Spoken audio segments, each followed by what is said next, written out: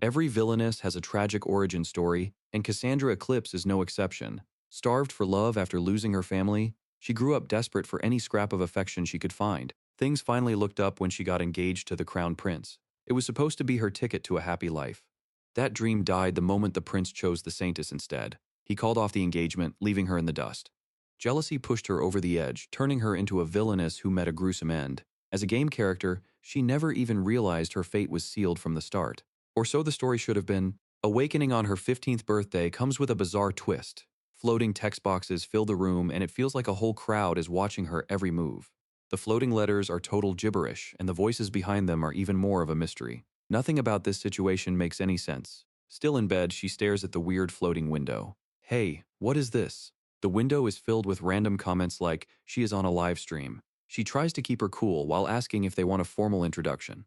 She decides to give the crowd what they want with a little villainous flair. Fine, I will give you the honor of an introduction. The comments get way too thirsty and start demanding to see her face. She snaps back, telling them to stop interrupting a lady. She spots a floating orb near her bed. She wonders if this is the camera they keep talking about. Moving closer, she asks if this is actually the device. The chat loses it over the high-quality close-up of her face. Things get awkward when a comment mentions her cleavage. She realizes they have a front-row seat to her private life and immediately covers up. Cassandra is totally clueless that her every move is being broadcasted to a whole different world as a live stream. Little does she know this bizarre situation is about to flip her entire destiny on its head. She rings a bell for service and summons her maid to the room. When Ellis walks in, Cassandra points out the floating device, but the girl is completely oblivious to the weird orb. It hits her that the camera is invisible to everyone else, leaving her maid standing there with nothing but a confused look. She orders her maid to back off while she tries to process the sheer chaos of these floating screens. While she stares in shock, the chat starts blowing up with people recognizing her as the game's infamous villainess. She officially introduces herself as Cassandra Eclipse, daughter of the Marquise. The chat immediately recognizes her as the infamous villainess from an otome game and starts losing their minds. Our girl is completely confused as the comments debate if she is part of a high-budget roleplay stream or a long-awaited sequel. They are impressed by how high the reproduction quality is, while she just wonders what they are talking about. A comment mentions that she is the villainess who gets ruined because of her jealousy towards the heroine. Cassandra freezes in place, unable to believe the word ruin is being used to describe her future. She grabs the floating device and demands to know the meaning of this. The chat just laughs it off, praising her realistic acting and the fact that she is playing the part of a clueless character perfectly. Looking at the orb, she realizes these people are fully convinced her life will end in tragedy. Some of them even think her look of despair is beautiful, while others are just waiting to see how she gets destroyed. The screens explain that she is just a fictional character in a game world. They even make fun of her lack of knowledge, assuming that someone from another world would not know what an otome game is. To help her understand, they compare the game to an entertainment novel. The realization hits her hard that she might just be a jealous side character in a story that only ends in her downfall. The chat screens just dropped her entire backstory. She is secretly obsessed with the Crown Prince and even gets engaged to him, but everything falls apart when a girl named Cecilia enters the picture. A voice from the past echoed in her mind. May I have this dance with you? Flashback to when she was 7 years old. The Crown Prince stood before her, offering his hand with a charming smile. Even as a child, she felt the weight of that moment. His voice was soft, and his touch was incredibly gentle. She was officially caught in her feels. Right then and there, she fell in love for the first time.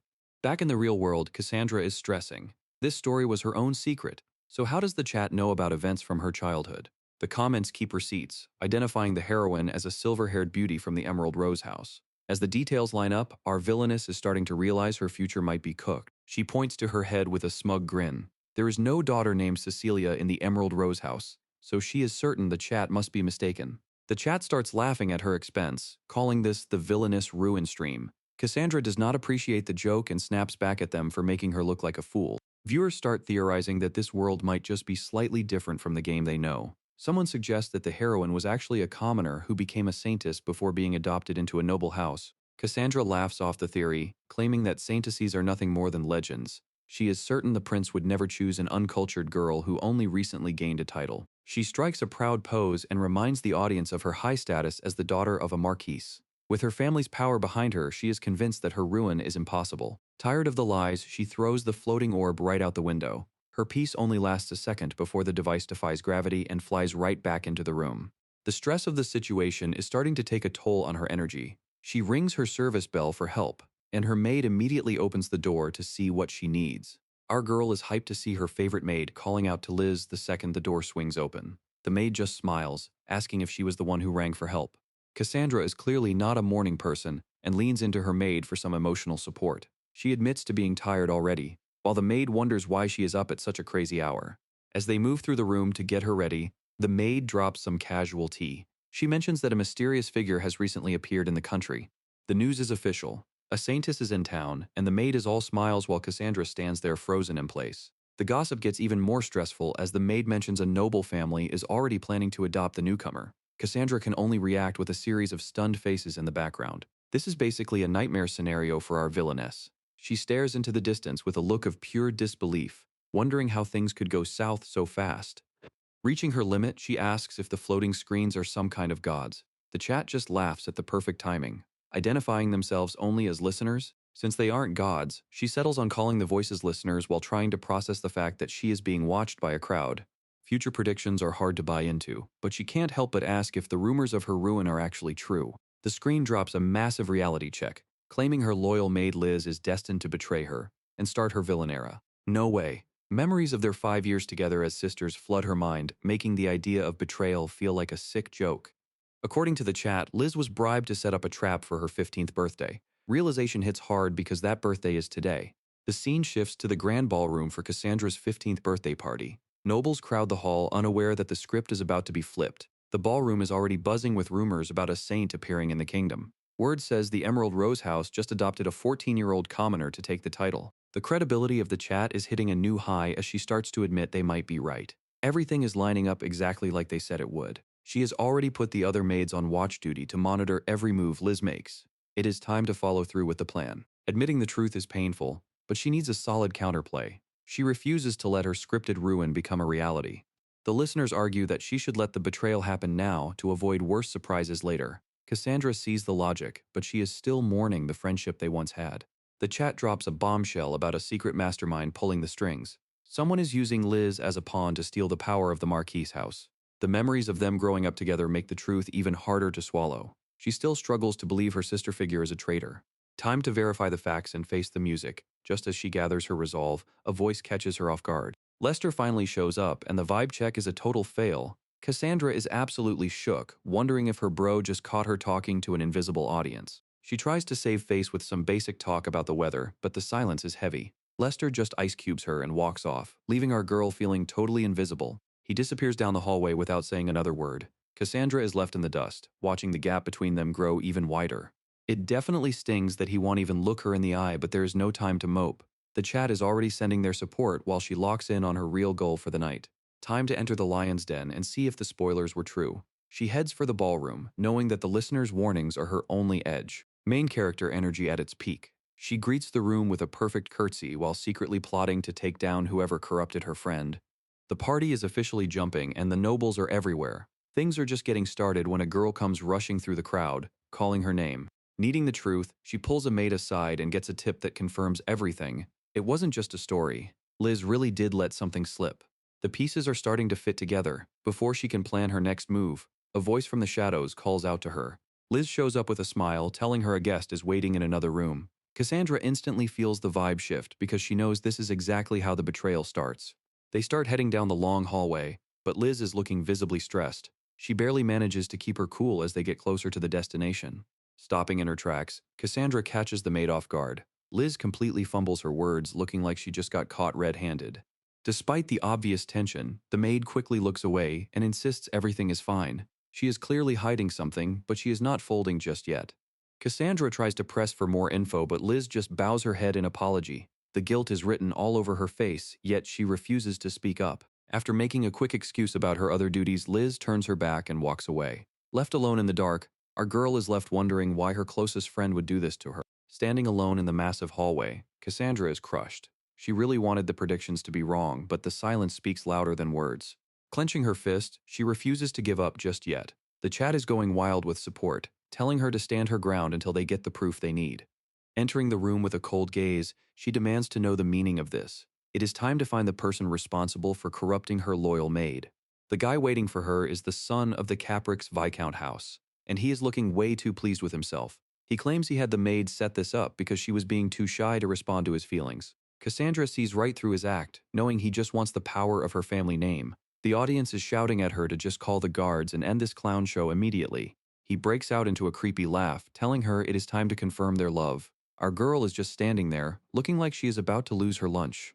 The dude gets closer, mocking her for not screaming for help while the chat is screaming for her to do something. He just wants her to say one word. She looks him dead in the eye with a face full of pure contempt. "You disgust me." The dude completely loses it and grabs her, but he's the one who ends up looking shocked when she doesn't back down. He is acting like he's the victim here, shouting about how she is the one who's out of line. Things get way too heated when he tries to force the issue and pins her down on the bed. Our girl isn't having any of it though, and she starts screaming for the guards at the top of her lungs. The cavalry finally arrives, kicking the doors wide open and grabbing the creep before he can do anything else. He tries to lie his way out of it by calling it a misunderstanding, but the guards aren't buying a single word. While they drag that loser out of the room, she points out the real snake in the grass. Liz was the one who locked that door, making her just as guilty as the guy currently getting hauled away. Now that the room is finally quiet, she looks her maid in the eye and asks the only question that matters. She just wants to know why her most trusted friend would choose to betray her like this. It turns out this whole betrayal was a total wild card that even the chat didn't see coming. The predictions were wrong for once, proving that the future isn't as set in stone as she thought. Liz can't even look her in the eye, just sobbing and repeating the same empty apology over and over. That's not good enough for our MC, who demands a real reason for the backstab. Our girl isn't waiting for an answer she already has. She looks Liz straight in the eye and offers to reveal the truth herself. The secret finally comes out. Liz was just trying to pay for her brother's medical treatment, but selling out her master was a bridge too far. The chat confirms this matches what the other maid said earlier. Liz is stunned that her secret was leaked and sinks to the floor in shame. Our girl looks at her with a heavy heart as the trust officially breaks. Time for a quick flashback. Cassandra remembers how Liz was the only one there for her during her lonely childhood, treating her more like a real sister than a servant. She thinks Liz saw her own brother in Cassandra, which is why they were so close back then. It makes this current situation sting that much more. Facing away from everyone, she wonders if things would be different if she had just paid a bit more attention. It is a heavy moment of regret for our MC. The hammer finally drops. Cassandra stands tall in the middle of the room and tells Liz that she is officially dismissed effective today. She lays down the law and demands absolute silence about the whole incident. If word got out that she was caught in a trap like that, it would tank her family's reputation, so this mess is staying strictly off the books. The chat is already calling her out for being a softie, wondering why there are no major social sanctions. Our MC is not in the mood and silently threatens to kick their asses for the backseat gaming. It is time to officially part ways. She looks down one last time and gives a final heavy goodbye to her former friend. Cassandra calls for Ellis and begins walking down the long corridor without looking back. Behind her, Liz is left sobbing on the floor as the guards stand watch. Even after a backstab, she cannot help but be a decent human being. She quietly tells Ellis to look into Liz's brother and provide him with anonymous medical support. The comments are flooded with people calling her a saintess for being so lenient. Ellis seems just as confused, asking if it was really necessary to go that far for a traitor. A faint smile appears on her face as she starts to answer. She has her own reasons for showing this much mercy. Back to the childhood memories. Even after the betrayal, she cannot forget that Liz was the only person truly in her corner back then. The mansion falls silent as the staff takes their leave for the night. Our MC is finally alone with her thoughts. She collapses onto the bed, completely drained by the chaos of the day. Between the party and the betrayal, her social battery is at zero. The tears finally start to fall as she hides her face. Losing her only real friend hurts more than any scripted plot ever could. The chat is losing it with sympathy as they recap her tragic history. They finally see why the original Villainess eventually snapped. Staring at the ceiling, she wonders if a ruinous end is truly unavoidable. She is starting to believe there is no future for her. A massive message suddenly flashes across the screen. The viewers are not letting her give up that easily. The chat is flooding with support right now. They are telling her that even if the original Cassandra was ruined, this future is changeable. They are all in her corner, telling her to kick that tragic end to the curb. She stares at the screen and wonders if her future can really be changed. The chat erupts with hope, pointing out that things are already shifting from the original script. Seeing their conviction, a spark of realization finally hits her. One viewer explains that while the result might look similar, it is not the exact same future as before. There is still hope for a different ending. The reality of the situation sinks in. She has not fallen into despair exactly as the prophecy predicted, proving that her fate is not set in stone. A stray tear escapes as she realizes she is no longer alone. Looking at the floating camera drone, she realizes she finally has listeners who truly care. Determined to break the cycle, she looks directly into the lens and asks for their guidance. She wants to know exactly how to avoid her ruin. Suddenly, a system alert flashes with major news. Her streaming skills have officially leveled up after hitting over 1,000 subscribers, finally unlocking monetization and a secret shop. Welcome back to the life of Cassandra Eclipse, the villainess who found out her daily life was being live-streamed to another world. Her fans from across the void gave her a heads up that her scripted ending was going to be total ruin. She used their advice to dodge some major traps, but she could not avoid the betrayal of her maid, Liz. Losing the person she loved like a sister left her heart in pieces. Even while crushed, she is not giving up on changing her fate. She reaches out to her listeners for more help, and they are flooding the chat with support. Suddenly, a system window pops up with some huge news. She finally hit 1,000 subscribers and 4,000 watch hours, unlocking monetization and a secret shop. Cassandra is pretty confused and asks the chat if they know what any of this means. They are way too hyped about her making money to give her a straight answer. While she tries to understand the new skills, her followers are already joking about making clips of her. They are definitely leaning into the fan service vibes now. She just lets out a long sigh while reading their strange comments. It looks like she is finally getting used to how chaotic her audience can be. The chat is flooded with support as everyone tells her to keep going. One viewer points out the shop, and they start guessing she can only buy things by using super chats. They still think this is all a scripted roleplay, but they are ready to open their wallets. Cassandra watches a tip pop up on her screen. She is completely confused by the concept of people paying to watch her life. Her noble pride takes a hit when she realizes she is basically receiving charity, and she isn't exactly thrilled about the dynamic. The chat quickly pivots, telling her it is not a handout, but a fair payment for the quality content she is providing. With her resistance crumbling, she decides to accept the funds and finally taps on the shop icon to see what is for sale. Instead of finding high-level gear, she is greeted by a catalog of modern clothes that look way too normal for her world. She looks at the floating camera in disbelief as the audience reminds her that in their reality, magic does not even exist. Cassandra is confused why everyone is freaking out over her magic. The chat is convinced this is all just a high-budget set piece for her villainous roleplay. She gives them a live demonstration by conjuring an orb right in front of the camera. Apparently, mastery over the 4 great elements is just a basic requirement for her.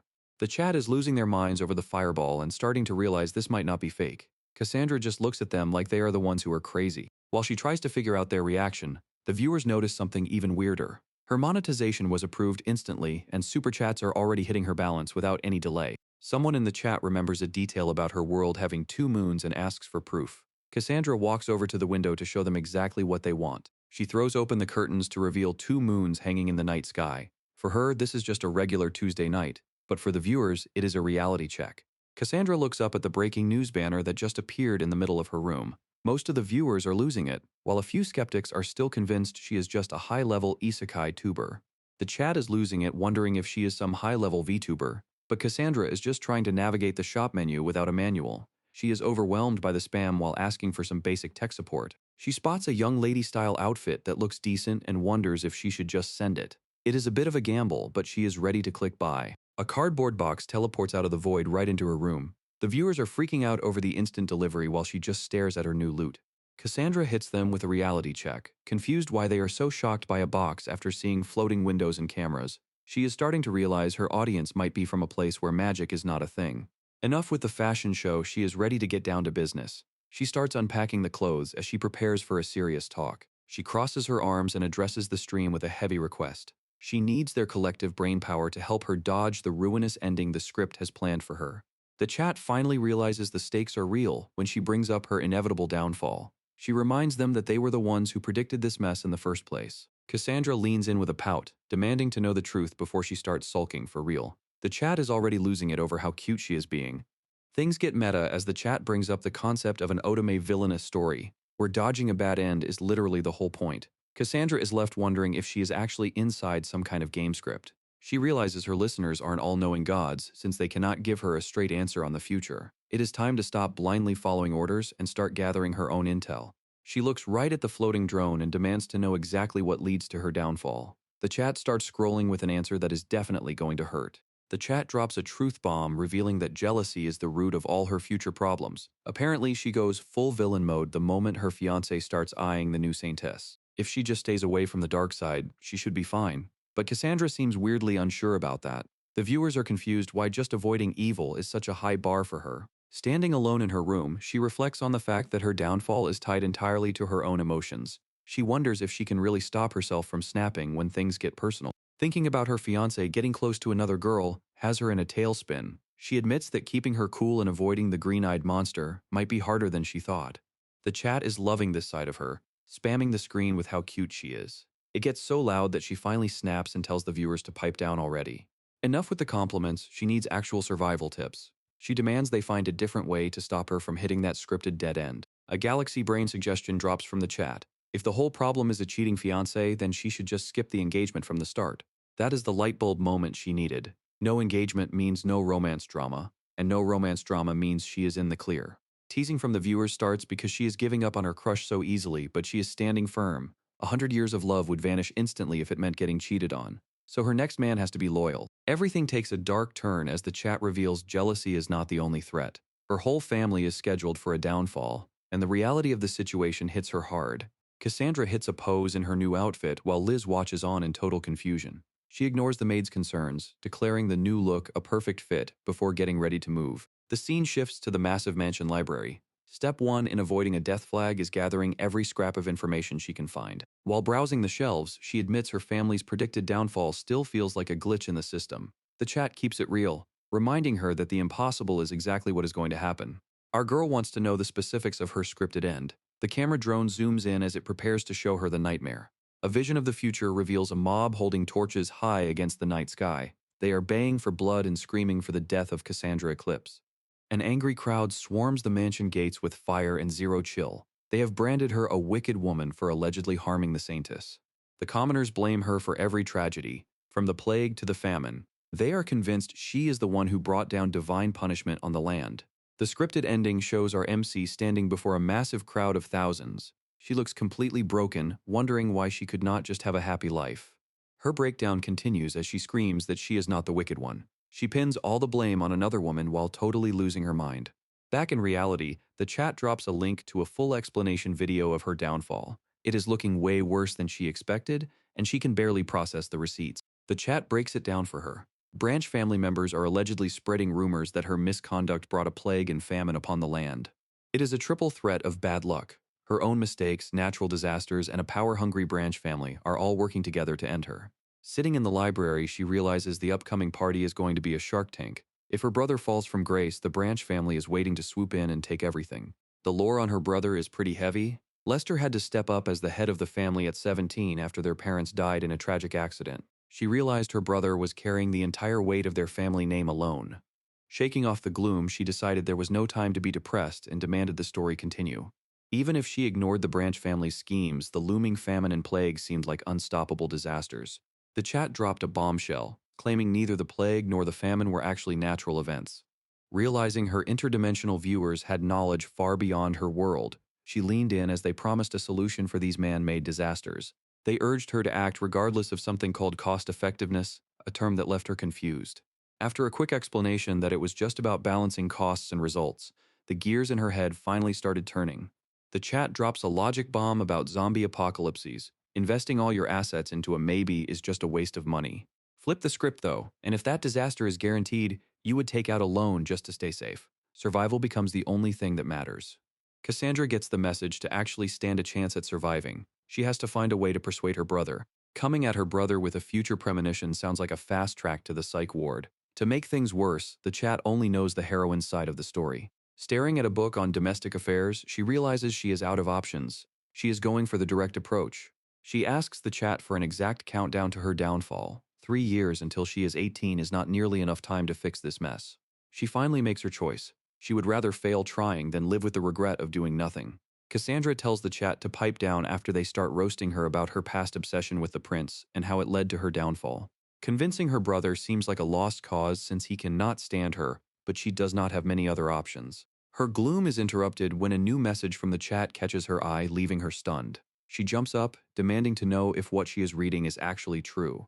The chat doubles down, insisting the info comes from a side story she never knew about. It is a game changer that she cannot just ignore. No more time for overthinking. She marches down the long hallway, knowing she has to face this head-on. She finally reaches her brother's office, a place she has not visited in years. After a hesitant knock, she peeks inside and lets herself in. Lord Lester is right there, buried in paperwork as usual. She starts to ask for a moment of his time, but before she can even finish her sentence, he stands up, catching her off guard. Lester suddenly pulls her into an unexpected hug, leaving her completely frozen in shock. Breaking the embrace, he holds her shoulders with a look so somber, it leaves her speechless. He checks to see if she is doing all right, but the chat suddenly cuts in with an urgent message. The viewers reveal a hidden truth explaining that his coldness was actually a shield to keep her safe. According to the side story, he kept his distance and skipped her parties just to protect her from the scheming branch families. She can hardly believe it, her hand trembling as the weight of years of misunderstanding finally starts to crumble. Standing there together, she realizes that every cold moment was actually her brother looking out for her. She finally works up the courage to ask if he actually worried about her. Lester's response is instant and intense, declaring that she is the only family he has left. The weight of that confession hits different, leaving her standing in stunned silence.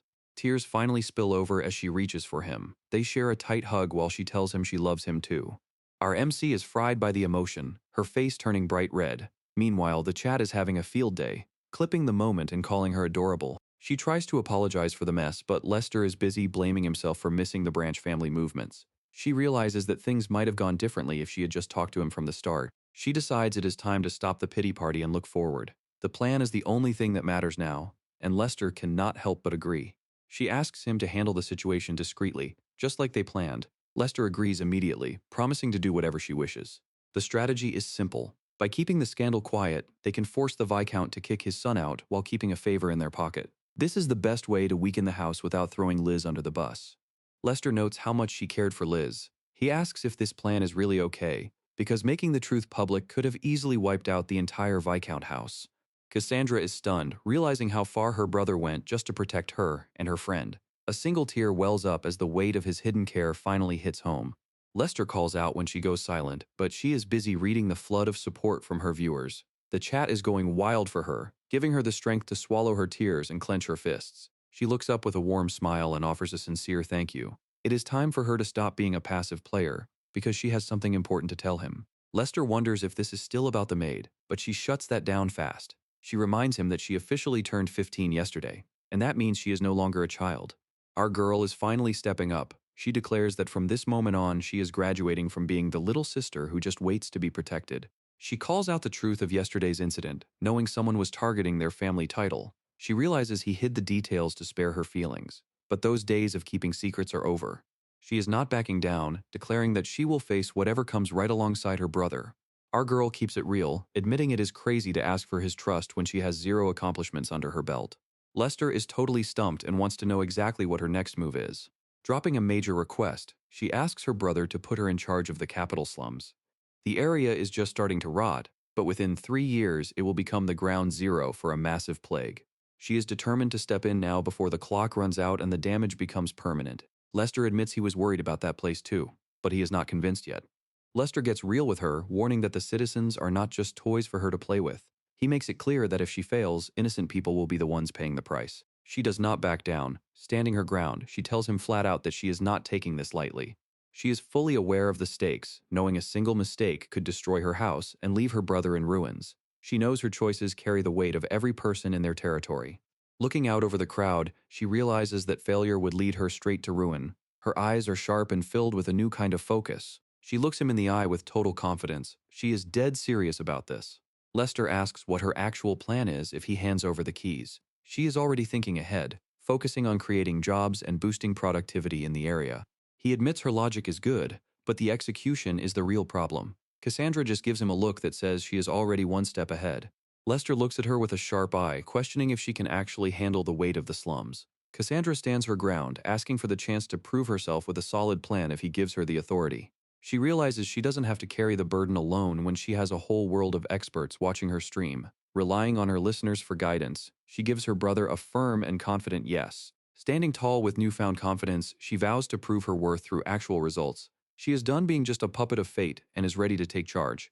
The mood shifts instantly as the live chat starts gushing over how cute she looks when she is being serious. Cassandra can only stand there flustered as the messages keep rolling in. Lester finally caves, leaning back as he gives his word to hand over the slums. The deal is officially on, provided her proposal can actually pass his test. She gives a formal bow, promising to exceed every expectation he has for her. Lester can't help but smirk, seeing a fire in her eyes that has been missing for years.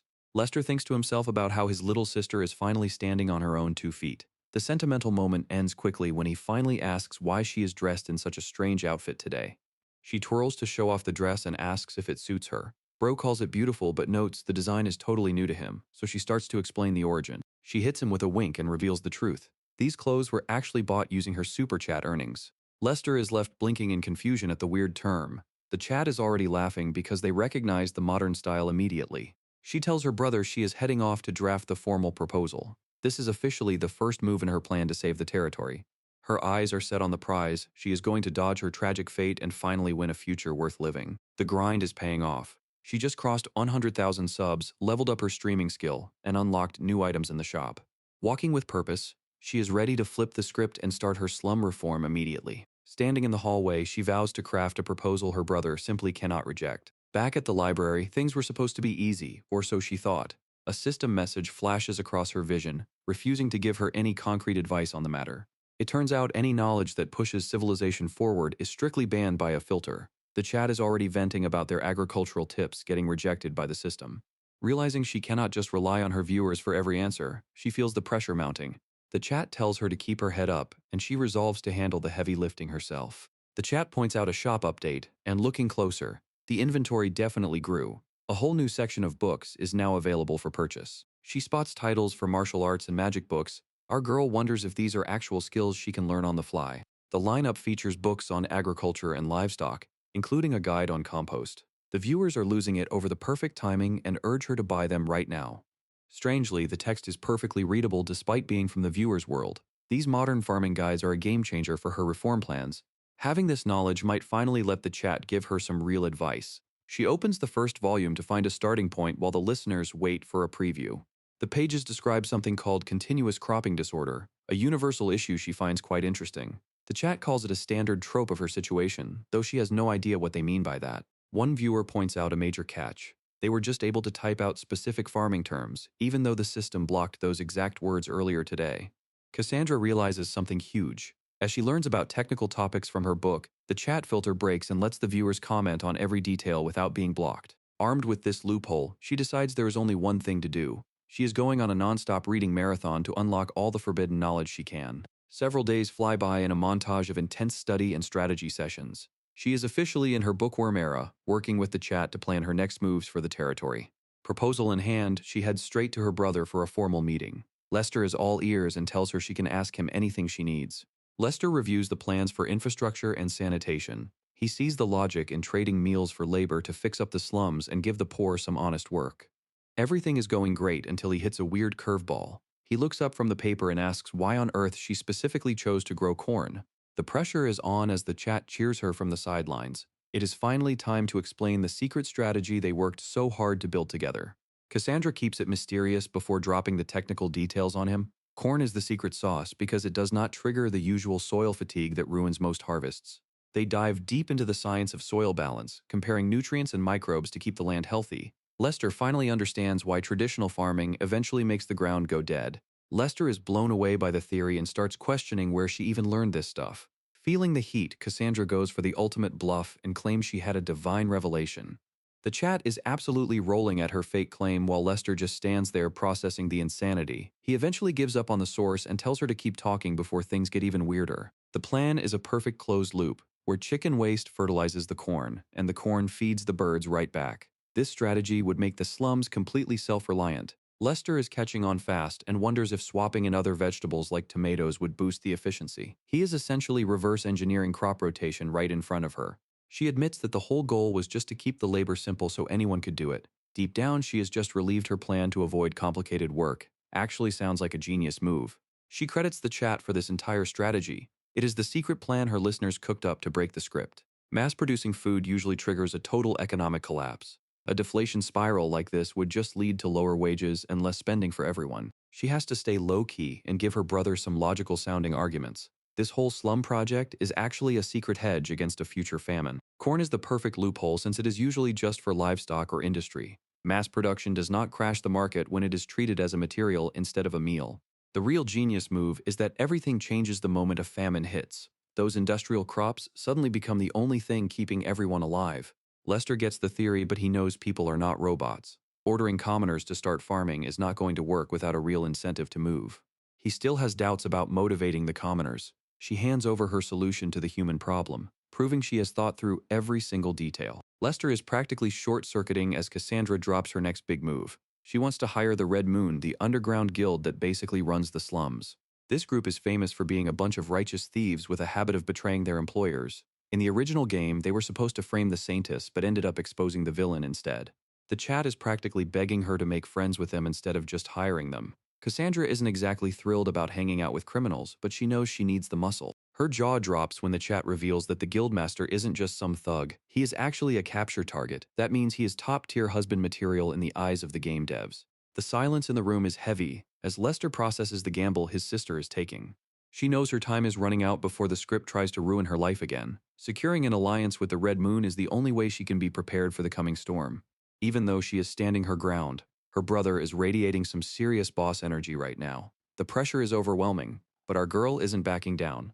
Seeing the look on his face, she finally realizes her brother actually cares. Years of thinking he hated her vanish as she bows deeply to thank him for the concern. She tells him she will just find another way if things go south and insists she is fine. Lester just clears his throat, looking a bit stunned by her sudden confidence. He officially hands over the power and tells her to do as she wishes. The dream of taking over the slums is finally a reality. She accepts the responsibility with a humble bow. Suddenly, Lester reaches out to touch her face, catching her completely off guard. He looks her in the eye and tells her not to push herself too hard. She promises to be careful as he gently adjusts her hair. With a confident smirk, she admits she might still do something a little reckless. Our girl is definitely not planning on playing it safe. Lester takes a second to process her new attitude before breaking into a rare smile. He just sighs and wonders where she even got this personality from. Our party arrives at the dark entrance of the slums. Cassandra stares down the narrow alley, ready to confront the future, leading the way with a firm look. It is time to see if the rumors about this place are true. Lester provided some backup for the mission. We have got a grumpy knight named Walter and a very nervous official named Lilistia. Lilistia tries to talk Cassandra out of entering personally, but she is not hearing it. She trusts her team to keep things under control. The chat is already having a field day with Walter and his attitude. They can tell he is already done with this assignment. Walter gets serious and questions if she is prepared for the consequences. He is not just there for show and wants her to know the stakes. Cassandra can tell he is bitter about being assigned as her babysitter. He might be loyal to her brother, but he is clearly not a fan of hers. The chat is absolutely unhinged as usual, thirsting over the new team members instead of the mission. Our girl can only sigh at their complete lack of interest in the actual stakes. Walter is caught off guard by her strange behavior, but he decides to keep his comments to himself. Seeing the stream reactions is a weird confidence boost for her, even if it is a little chaotic. He complains about the situation, but she shuts him down immediately with a reminder of who he actually works for. She makes it clear that his loyalty to Lester means he has to follow her lead without question. He accepts the order with a grim face as they continue their trek. She knows the pressure is on, because any mistake here reflects directly on her brother's reputation. Pulling her hood up to blend in, she finally enters the heart of the slums. The place is a ghost town with no one in sight, giving off an eerie and abandoned vibe. She scans the narrow alleys, wondering where to even start her investigation. Finding the guildmaster is not going to be easy, but she is ready for a long search. Sensing danger, Walter blocks the path and orders the group to stay back. He draws his sword on a figure sitting in the shadows, ready for a fight. Cassandra tells Walter to stand down and put his sword away. She is confident he can handle any threat in his current stance and tells him that she trusts him. The mood shifts instantly when they find two terrified children huddled on the ground. Cassandra is completely caught off guard by the sight of them in a place like this. Walter sheathes his blade with a grumpy blush and tells her he was just doing his job. Cassandra watches him storm off and wonders if she has a literal tsundere on the team. The kids look up in terror and ask if she is working with the people chasing them. Right on cue, two sketchy figures appear at the end of the alleyway. A pair of low-level thugs step into the light with a predatory vibe. The chat is already having a field day, calling them out for being total template villains. One of the thugs demands their property back, referring to the children as merchandise. The little boy screams right back at them to stop calling them objects. The boy explains they were lured with a promise of work only to find out they were going to be sold. Cassandra narrows her eyes as the dark reality of the situation hits her. She stands her ground against the thugs and reminds them that trafficking kids is illegal. They aren't about it and ask if she really wants to pick a fight with the Red Moon Guild. The chat is losing it because the Red Moon Guild was supposed to be a group of righteous thieves, not human traffickers. This dark twist has everyone confused as the thugs continue to threaten her. The viewers are calling this the ultimate choice because beefing with the guild could ruin her plans for the slums. She feels a small hand grip her cloak as the kids tremble in fear behind her. Tears well up in the boy's eyes as he begs her to save his little sister Yuna even if he has to be left behind. Seeing their desperation hits her hard. She gently touches the boy's chin and tells him to leave everything to her. Even though he is small, she acknowledges his bravery as a brother. She looks toward the camera and apologizes to her audience for what she is about to do. Politics and slow reforms go out the window because she just realized she was never meant to be a politician. She takes a decisive step forward and declares that she will save both the children and the entire slums. The lead thug loses his patience and screams at her to hand over the kids they already bought. Cassandra stops holding back, telling the thugs she wouldn't have hesitated if she knew they were such trash. She gives them a final warning to clear out before she makes them regret it. The chat is absolutely losing it, calling her cool and questioning why she was ever considered a villainess. Her viewers are fully locked in and ready to see her cook.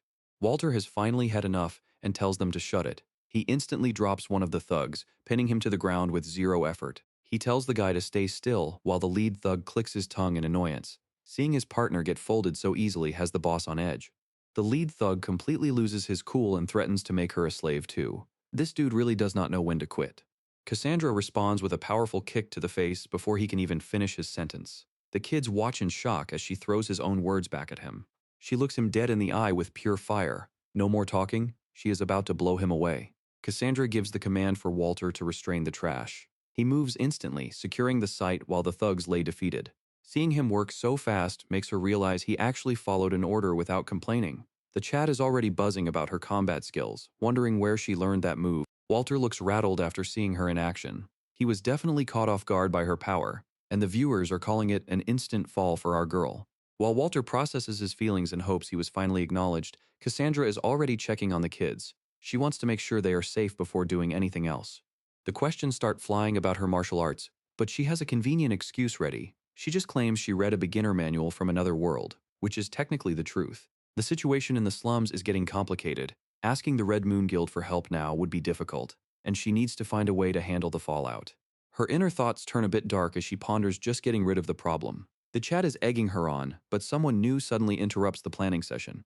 A mysterious voice mentions she is a new face, and the whole squad freezes. Red Moon Guildmaster finally shows himself. He is a major capture target, but right now, he just wants to know why they are in his yard. They are surrounded. A wide shot shows the whole gang watching them from the stairs. Our girl realizes she just accidentally speed-ran her way to a bad ending. The timing couldn't be worse as the real boss finally makes his entrance, while everyone else is still processing the mess. A guild member confirms that the captured thugs were just posers using the Red Moon name to cause trouble. Taking out the fakes right in front of the real legendary leader is a major league mistake. Accepting the fake thugs' demands would have been a PR nightmare if the actual guild had been watching her. After a quick internal panic, she confirms they were the ones who took down the trash while the guildmaster eyes them with curiosity. The guildmaster offers to take the thugs off her hands, but she stands her ground and insists on turning them over to the official guards. Law and order might be a joke in the slums, but she shuts down his offer with a firm refusal anyway. Cassandra pulls no punches and drops her full title, telling the guildmaster she needs his muscle to save the slums. The guy looks like he has zero interest in helping a noble girl playing hero. Back at the hideout, the tension is thick as Vane asks what she actually wants. Our girl is keeping her cool even while surrounded by dangerous underworld types. This is Vane, the legendary Red Moon leader who climbed to the top by age 23. In the original game, he is one of the high-level capture targets she has to deal with. Knowing he hates people in power is exactly why she is so confident. She has a winning move ready to flip his prejudice on its head. Vane questions if a little lady like her is really the area administrator. She keeps it simple and offers a formal contract to borrow his strength for the powerless. The guildmaster isn't buying it for a second. He snaps at her to stop joking, calling her proposal pure nonsense. Walter is ready to throw hands over the disrespect, but Cassandra shuts him down. She knows exactly why she is being underestimated and stays composed. Our girl keeps it real, admitting she's just a young girl with zero achievements to her name. It's the honest truth, and she isn't hiding from it. She knows results are the only thing that will change his mind. To keep things professional, she offers a quick apology for her guard being a bit much.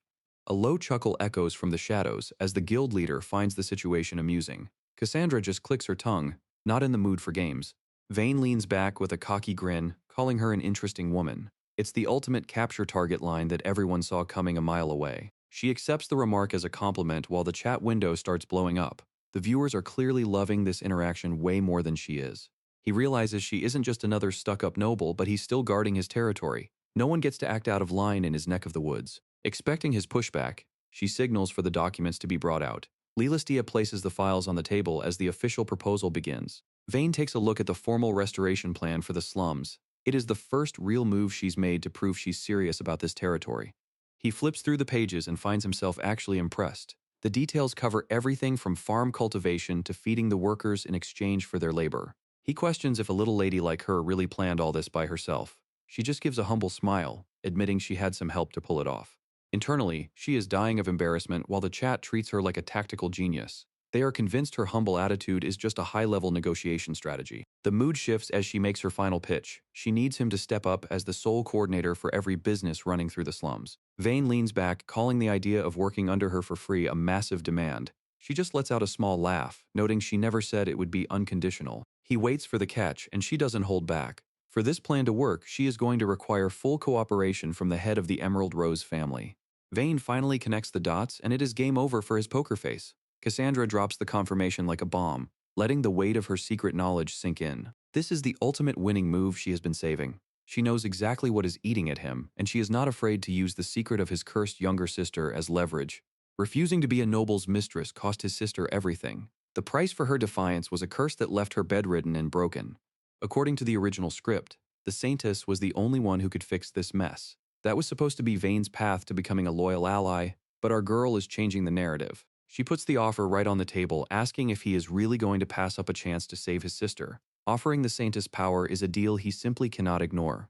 The Guildmaster is rattled, demanding to know how she leaked his most private secret. Cassandra just hits him with a playful shrug, keeping her sources close to the chest. This dude is officially out of moves. He slumps back in his chair, forced to admit that the little lady really knows how to weaponize information. Vane slams his boot onto the table with a heavy thud, cutting her off mid-sentence. He is not interested in just a meeting and tells her that her offer is not enough.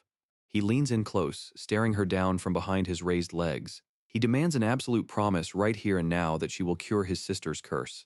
Unfazed by the intimidation, she sits back and agrees to the terms. She formally accepts full responsibility and promises to save his sister. He flashes a dangerous grin and warns her that death is the only outcome if she is lying. She just smiles back, unfazed by the threat, as the negotiation finally wraps up.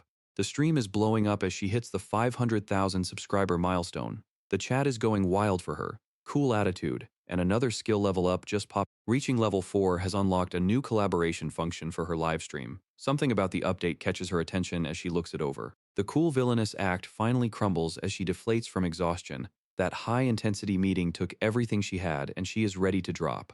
Back at the tea table, Cassandra breaks the news that Lilistia will be carrying the load of the civil duties from here on out. Lilistia handles the pressure with a professional but rattled face. She wonders if Cassandra is really okay with making such public moves. Every noble is desperate to get an audience with the Saintess. Between the heavy competition and the Viscount's defensive play, a standard meeting is impossible. An invitation to the Crown Prince's party changes everything. It turns out the Saintess is finally being introduced to high society. Social standing provides the perfect leverage, making it impossible for a commoner Saintess to ignore a high-ranking noble. Lilistia is baffled by the top-tier intelligence. Cassandra just offers a playful smile, hiding the fact that her stream chat just leaked the whole script. Agriculture is the next phase of the plan. Securing a specific type of corn from the Emerald Rose territory is the only way to stop the upcoming famine. Cassandra celebrates her master plan to avoid ruin. By prioritizing the corn trade and helping Vane's sister, she finally feels in control. The mood shifts instantly when she remembers the Crown Prince will be in attendance. All that progress feels like it might go up in smoke. Her mind drifts back to a memory from 8 years ago. She cannot help but wonder if he even remembers her face. While she is busy imagining how he has grown up, Lilistia snaps her back to the present. A mental reality check follows. Falling for a man destined for another woman is just asking for a death sentence. Hiding is no longer an option. It is time to face the inevitable and prepare for the party. The plan is set for the upcoming event. She is going to confront the Saintess directly and take charge of the situation. A core memory hits of a childhood promise made between young Cassandra and the prince. That quiet moment in the garden was the start of a bond fate is now testing. To dodge her bad ending, our girl locks in a deal with Vane from the Red Moon Guild. She needs the Saintess to cure a curse, so she is crashing the Crown Prince's debut party to find her. The big day finally arrives as guests gather at the massive palace for the event. Checking her system, she finds a cryptic new icon that has her feeling a bit confused. The collab feature is finally live, but the chat is already clowning her for having 0 friends to use it with. Lilistia gives the signal that everything is ready for the entrance. Cassandra is caught off guard, while the chat tells her it is showtime. Standing before the ornate doors, she takes a breath to steady her nerves. No more worrying, it is time to lock in and play the part. The ballroom falls silent as she makes her entrance in a dress that looks like it belongs in another world. The villainess has officially arrived. She notices the heavy stares and checks in with the chat to see if she is overdoing it. They just laugh, reminding her that her high-end fit was a literal flex funded entirely by super chats. Her focus shifts to hunting down the Saintess before the party gets into full swing. Suddenly, a familiar presence nearby stops her in her tracks. The Crown Prince is standing right there, looking exactly like the high-level capture target he is supposed to be. She completely blanks out for a moment. All that talk about avoiding death flags, and she is already smitten by his looks. The chat isn't letting her off the hook, clowning her for falling for him in record time. Doom is the last thing she wants, so she tells herself to get a grip before things spiral. Her plan is to assume the prince is already off the market and avoid him like the plague. She attempts a stealthy exit but realizes with a jolt that he is walking right toward her. Lawrence closes the distance and greets her with a smooth smile. She plays it cool with a formal greeting, praying she can just survive the next few minutes. The system screen pops up as she launches a preemptive charm attack. She flashes a charming smile. "You've become even more handsome since I last saw you." Thinking back, it has actually been 8 years since they last stood face to face. Lawrence hits back with a smooth compliment, telling her she has become quite beautiful. The compliment hits like a truck, and she can hardly believe he remembered her from so long ago. Desperate for space, she mumbles an excuse and backs away. She grabs onto a nearby decoration just to have something to hold. Convinced he is plotting her doom, she hides her face. The chat is having a field day, calling her a total pushover for falling so fast. Lawrence follows her and asks what is wrong. He seems genuinely confused by her sudden panic.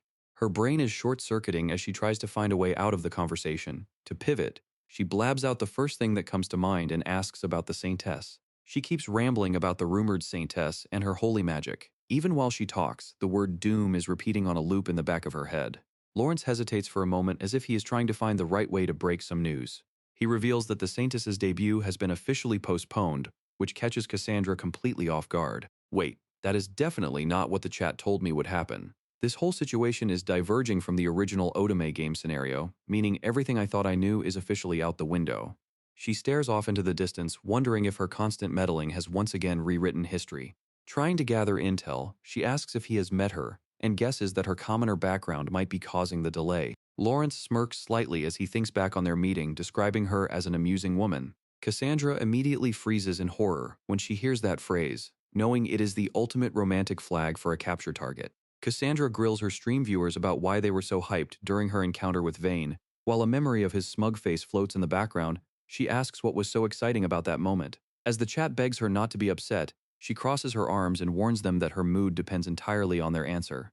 The viewers are convinced a major romance flag just dropped. This is the last thing she needs right now. In this world, being called interesting is basically a marriage proposal. Vane's affection might be climbing, but she is not interested in the drama. The logic of this world is honestly just bizarre. She can't help but feel a little shaken by the whole conversation. Some things feel like they are locked in. The original game plot is still looming over everything she does.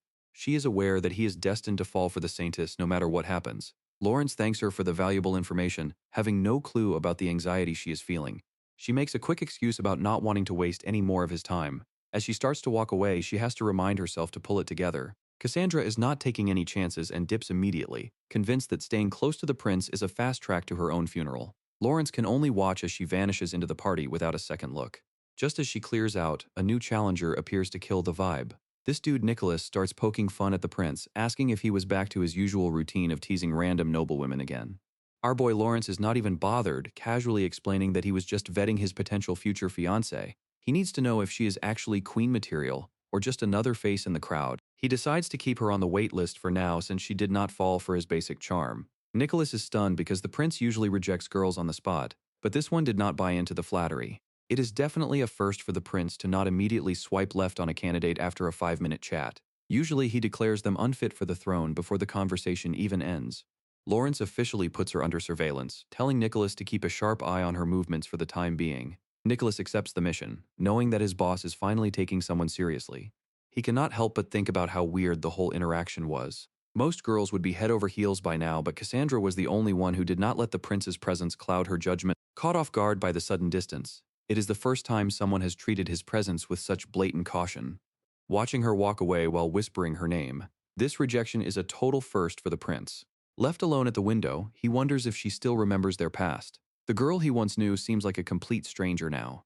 Time to move. Cassandra needs to track down the head of the Emerald Rose House to secure her grain supply.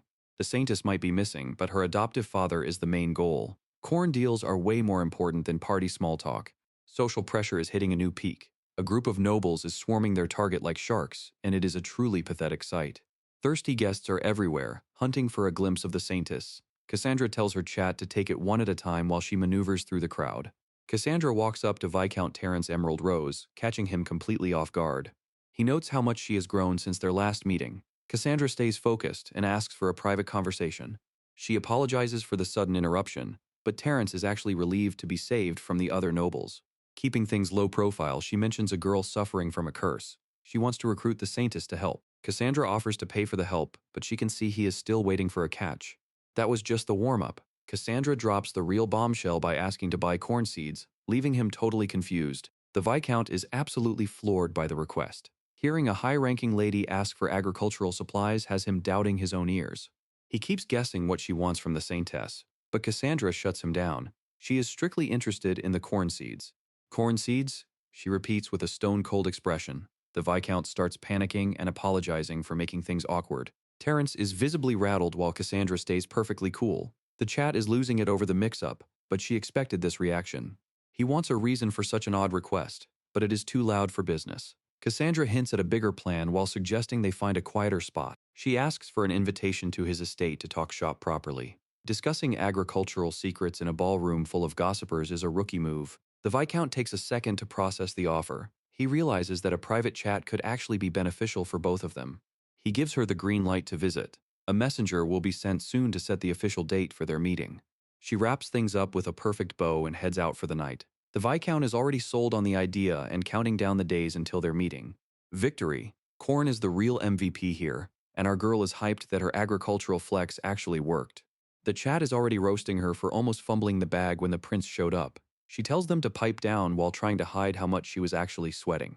The night air is cool, but the pressure is just starting to build. Getting the corn was just step one, and the real challenge is right around the corner. As she boards her carriage, she hopes there is no reason for them to become enemies. Everything should stay on track as long as Prince Lawrence stays far away from this mess. The carriage pulls up to the estate. It is finally time to come face to face with the Saintess. Cassandra arrives at the Crown Prince's luxurious gala to hunt down the Saintess and her foster father during a rumored surprise debut. The night was a whirlwind, but she managed to survive without triggering any major flags with the prince. She even managed to secure a business deal and a private invitation to the Emerald Rose estate. Fast forward to the visit, and we see her pulling up to the massive family mansion. The Viscount is already waiting at the entrance. Cassandra thanks him for the invitation on such short notice. Her internal checklist is already running. She needs to befriend the Saintess, break a curse, and secure that corn deal. Winning over the foster father is the first hurdle, so she follows him inside to get to work. Cassandra is making moves at the Emerald Rose estate. She confirms her plan to buy corn seeds directly from their territory. She breaks down her local consumption strategy. Keeping the crop supply within their own borders prevents any messy distribution drama. The Viscount is skeptical. He wonders what she actually plans to do with that many seeds.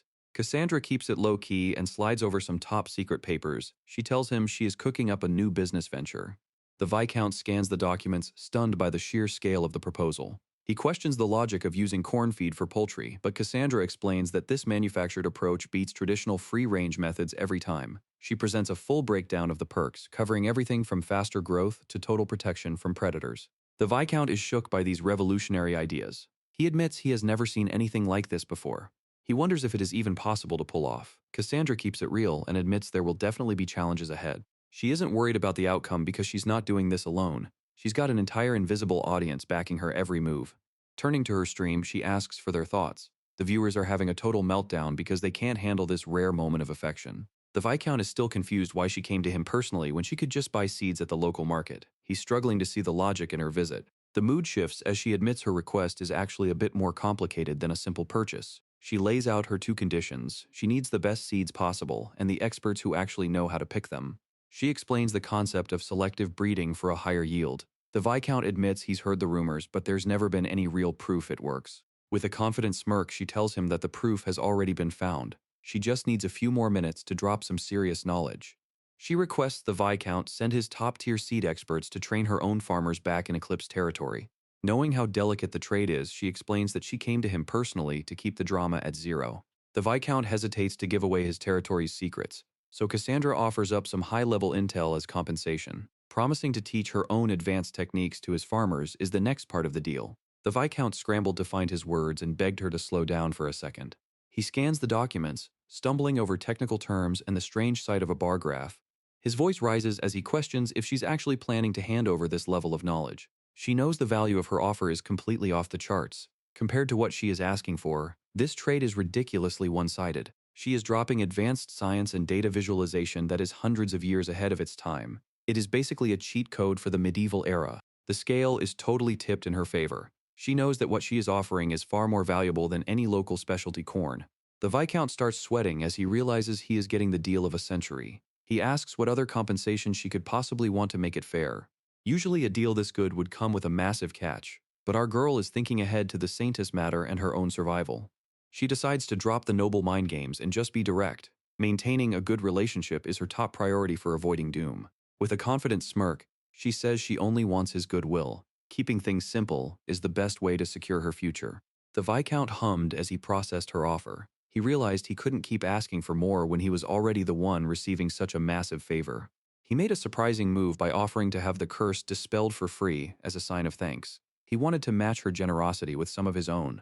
Cassandra sat there frozen as the shock set in. This wasn't exactly how she expected the high-level negotiation to go.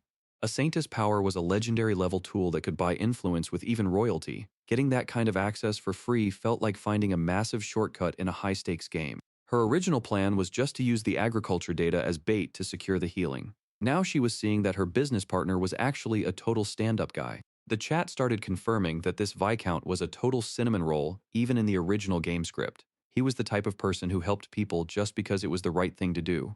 In a high society filled with snakes and schemes, being paranoid was the only way to survive. Most people spent their entire lives just trying to avoid getting tripped up by a betrayal.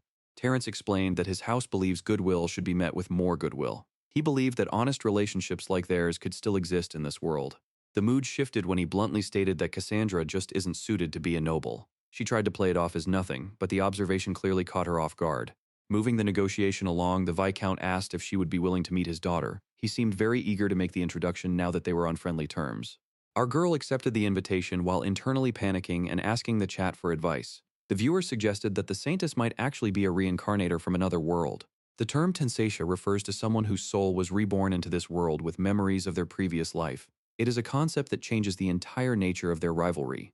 Cassandra used some simple diagrams to explain the difference between reincarnation and possession. She found this trope much easier to believe than the floating camera following her every move. Prince Lawrence also noticed the Saintess was acting nothing like her original quiet self. He suspected that the person inside her was actually a reborn soul from a world just like ours. The chat points out that a different soul inside means a totally unpredictable wildcard. Cassandra realizes that if this girl is playing her own game, the original script is officially trash. A protagonist with future knowledge might have a target painted right on Cassandra back from the start. Doubts start creeping in as she considers if the hero of this world is actually a villain in disguise. Maintaining the peace is the only way forward until the new girl shows her hand. The moment of truth arrives when the Viscount brings his daughter to the room. Cecilia steps through the doorway and completely freezes as soon as she spots Cassandra. Cecilia stands frozen with her mouth wide open. Her gaze is locked onto Cassandra as she struggles to process what is happening. Seeing the reaction puts Cassandra on guard immediately. Before Cecilia can even get a word out, her father starts losing it and screaming her name. The Viscount goes into a full panic, shouting about how disgraceful it is to point at a daughter of House Eclipse. He keeps barking at her to shut up and apologize while she tries to find her voice. Apologies start flying as the Viscount bows like his life depends on it. He makes excuses about Cecilia being a commoner, but Cassandra just stays calm and tells them it is perfectly fine.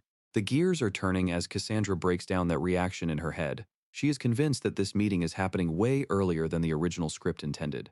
It is time to dig a bit deeper, so Cassandra makes her formal request. She explains that a certain young girl is suffering from a curse and needs the help of a saintess to break it. The room goes quiet as she reveals the name of the patient. She is looking for a cure for Serena, the little sister of the guildmaster. Cecilia asks for specific symptoms, so Cassandra lists off modern medical signs while watching for a reaction. She is fishing for any hint that the saintess is actually a fellow reincarnator.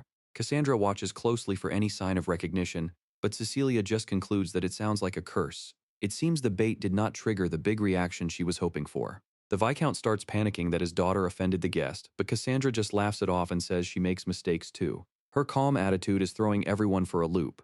The Viscount is moved to tears by the display of generosity, while Cecilia gets stars in her eyes. It seems our MC has officially won over the household with a single act of kindness. Cecilia drops a massive bomb by declaring her love for Cassandra right then and there. Her father is losing his mind in the background as the family reputation takes another hit. Cassandra can only watch as the situation continues to drift in an unpredictable direction. Even the chat is starting to feel bad for the Viscount and his thinning hair. Despite the chaos, Cassandra notes there is zero hostility coming from the girl. The viewers agree that her personality is a complete 180 from the quiet saintess they expected to see. Cassandra snaps her head toward the sound of her name. She blinks rapidly, trying to refocus on the conversation. Cecilia leans in with sparkles in her eyes as she asks to visit the mansion. Cassandra freezes with a stunned look while the Viscount clutches his head in the background. She places a hand on her chest and puts on her most innocent face. The rest of the room just stands there in stunned silence at the ridiculous request. Cassandra gives a calm nod of approval, sending Cecilia into a victory cheer. The Viscount waves his arms frantically, trying to stop the madness before it starts. The Viscount looms over the table, lecturing about the dangers of the outside world. He is clearly dreading a social disaster. Cassandra turns to the Viscount with a sympathetic expression. He lets out a defeated sigh and accepts the pity.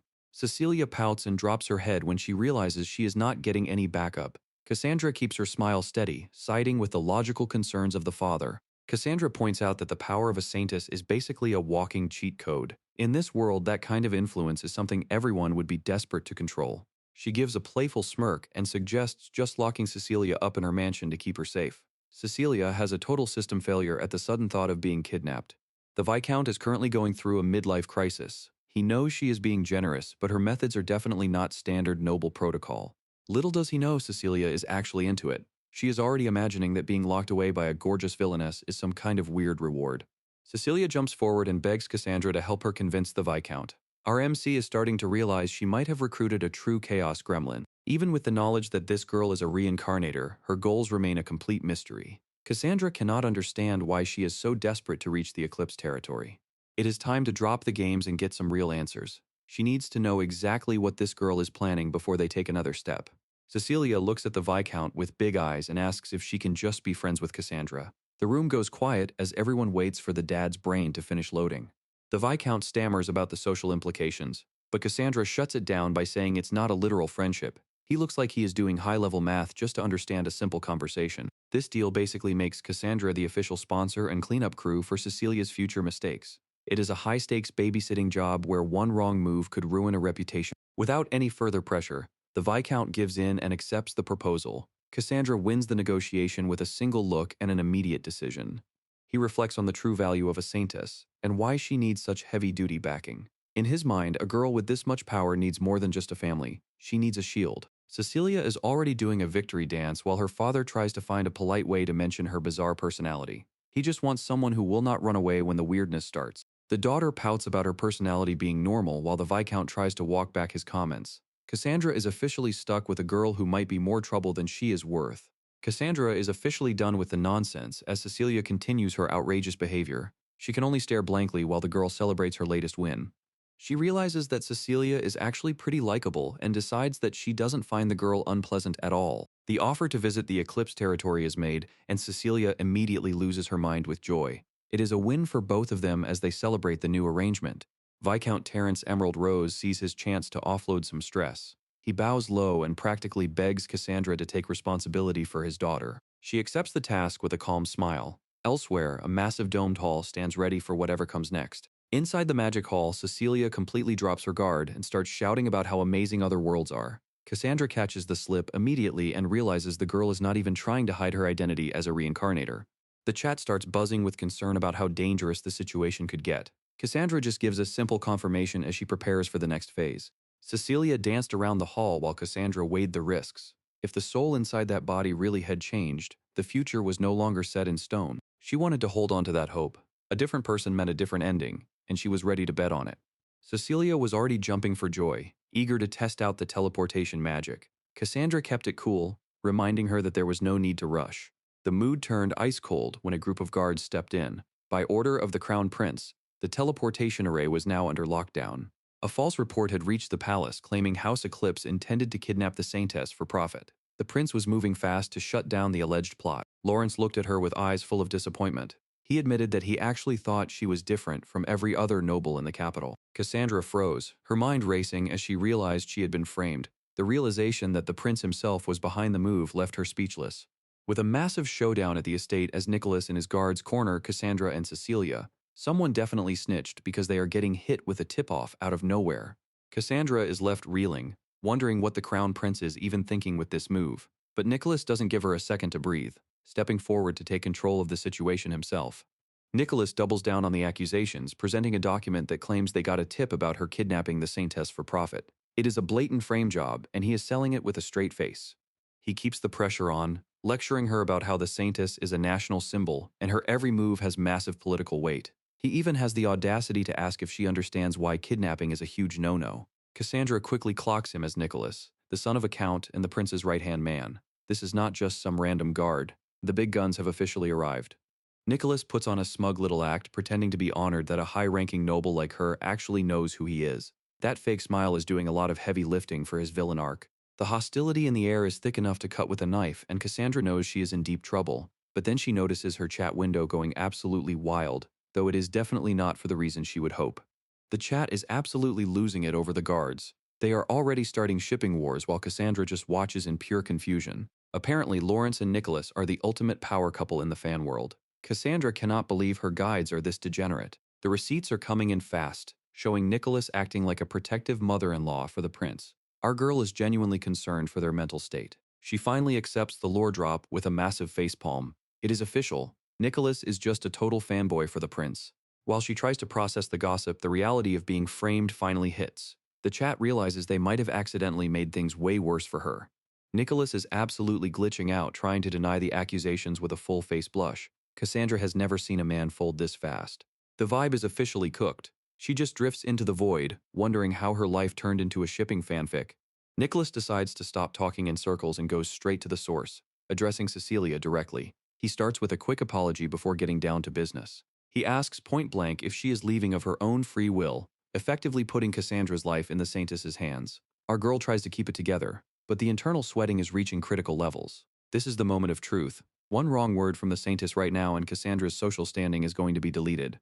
The chat is already calling out the suspicious vibes, wondering if Cecilia's cute act is actually just a massive setup. Cassandra cannot help but think about how easy it would be for a fellow reincarnator to play her. The theory that she is being framed from the inside is starting to feel way too real. If Cecilia is the one who leaked the plan, then Cassandra is walking straight into a trap. But then the saintess just blurts out that the whole trip was her idea. Cecilia is out here beating the kidnapping allegations before they even stick. The guards are left completely glitched out by her sudden honesty. With the awkward tension finally broken, the group gathers on the teleportation array to finally get this trip started. Nicholas is skeptical about the visit, but Cecilia quickly pivots. She claims her real goal is to heal a sick person. Nicholas asks for permission to speak, and Cassandra takes the lead. She explains they were the ones who reached out to Cecilia to help a cursed daughter. The explanation is that their friendship blossomed right as the trip was planned. Nicholas humors the idea for the moment. Nicholas admits he was already feeling uneasy about the Viscount being the only one involved. Cassandra is confused about how he came to that logic, but she is rolling with it. Cassandra sees that Nicholas has a full checklist of suspicious points to grill her on. He is basically auditing the entire plot in his head. Cassandra plays dumb, saying she has no idea why Cecilia is so determined to come. The saintess is just happy to be included. Turning to business, Cassandra explains her visit to the mansion was about a new project in her territory. Nicholas finally gives a simple nod of understanding. Cassandra is impressed by how much the prince knows about her business. He just brushes it off with a smirk, claiming he is only a bit curious. The prince reveals he knows all about her secret project in the slums. Cassandra is internally screaming because his information network is actually terrifying. She starts wondering if he is actually worried about her, but the chat is not having it. They are calling her a total pushover for the prince. Cecilia is completely lost in the conversation. She has absolutely no idea what a business even is. Cassandra reminds herself that catching feelings is a one-way ticket to ruin. She needs to stay focused or her survival plan is finished. Out of nowhere, the prince actually bows and gives her a sincere apology. He admits he was rude before, even if it was an emergency. Since he can't apologize in public for political reasons, he's doing it here in private. High-status people almost never say sorry because it is a political nightmare. For royalty, a single word is basically a full-blown declaration of their stance. That is just how much weight the words of the powerful carry in this world. But then he actually drops the ego and bows. Cassandra is completely floored by this level of sincerity. Seeing him so humble is actually making her uncomfortable. She begs him to stop because the respect is just too much to handle. She reassures him that he is not the one at fault. The real villain is the rat who fed him the fake news. Still, she starts wondering if the whole thing was just a massive misunderstanding or something deeper. She asks for the name of the snitch, but he hesitates. If he punishes his informants for every mistake, nobody will ever dare to report anything again. Lawrence gets real for a second and warns Cassandra that her social standing is on shaky ground. He tells her point blank that she needs to solidify her position before things get even messier. The pieces finally fall into place. The informant who tried to ruin her wasn't a stranger. It was actually someone from one of the Eclipse branch families. Realizing he is right, Cassandra offers a polite bow and thanks him for the intel. Lawrence just smirks, clearly liking how quickly she catches on. Just as she thinks the conversation is over, the prince stops in his tracks. Cassandra can only blink in confusion as he sets the stage for a new deal. He turns back with a confident look that says it all. If she ever gets cornered again, he is personally stepping in to take her side. This level of directness is unheard of for royalty. Cassandra is spiraling because she knows a royal support is basically a cheat code for high society. He ends the night by bringing up her seed business one last time. He is basically guaranteed a future visit by claiming he will come by for a personal inspection. Prince Lawrence watches her leave with a smug look on his face. He says he is looking forward to the day they meet again. Cassandra realizes the informant trying to ruin her is likely from her own family branch. She starts to worry that bringing the prince into this mess might be a terrible idea. Cecilia stops her with a sudden question. She asks point blank if Cassandra is being bullied by her own family members. Cassandra is absolutely floored that the girl saw through the subtext so easily. The viewers are losing their minds too, wondering how this chaotic saintess is suddenly so sharp. They stand face to face as the silence grows heavy. Cassandra can only stare at her and wonder who this girl really is. The chat goes into a total frenzy over the sudden shift in the vibe. They are debating whether Cecilia is a master actor or just a terrifyingly sharp child. Cassandra visited the Viscount Manor to meet the Saintess, hoping to find a way to break the curse on Vane's sister. She even pitched her slum reform project to the Viscount to secure a meeting with the girl. This Saintess is way too eager to visit the Eclipse territory, which is honestly starting to look a bit suspicious. While Cassandra is sweating over the details, the girl is already cheering about leaving. Despite all the drama from the branch families, they finally reach the Eclipse territory safely with the Saintess in tow. The viewers are absolutely losing it because they can't believe the Saintess actually agreed to follow her home. The chat is basically a wall of confusion as the reality of the situation sinks in. Back at the manor, Lester is staring at his sister like she has grown a second head. He wants to know how things ended up like this, but Cassandra is just as confused as he is. Lester is officially drowning in stress at his desk. The chat is already trolling him, wondering if the big brother of the house is secretly a total pushover when it comes to pushy people. The vibe turns serious as Cassandra brings up one more thing. She has a new report regarding the branch families that they need to deal with immediately. The latest reports confirm that their enemies are moving way faster than expected. Lawrence looks over the data, already asking for the next play to counter their aggression. Our girl steps up with a bold proposal. Regarding that matter, she asks if he would be willing to just leave everything to her. She said she had an idea, and she was not playing around. Cut to the very next day at the estate where things are already moving according to her plan. A maid nervously interrupts her to announce that a visitor has arrived. Without missing a beat, Cassandra tells her to show them in immediately. Vane walks in looking absolutely stunned that she managed to set this up so quickly. MC welcomes him with a calm smile, her eyes already searching for the guest he brought along. Vane introduces his sister Serena, and the vibe gets heavy real fast. The girl is covered in dark, creeping marks from a curse that looks painful just to look at. It is the first time the MC has seen a real curse in person, and it looks way worse than she ever imagined. She keeps her cool and offers a polite greeting, asking Serena how she is feeling. Serena stays quiet with sweat and curse marks covering her face. Cassandra watches her closely, wondering if the girl is just too shy to speak up. The judgment starts immediately. A bystander side-eyes the group, questioning how someone could even arrive without knowing how to give a proper greeting. Whispers break out among the staff as they question why their lady brought someone from the slums into the manor. Cassandra feels the weight of their gaze but remains completely unbothered. She shuts down the gossip by announcing that her brother gave his full permission for this meeting. Vane is still in shock that she would even invite a Dark Guild member into her home.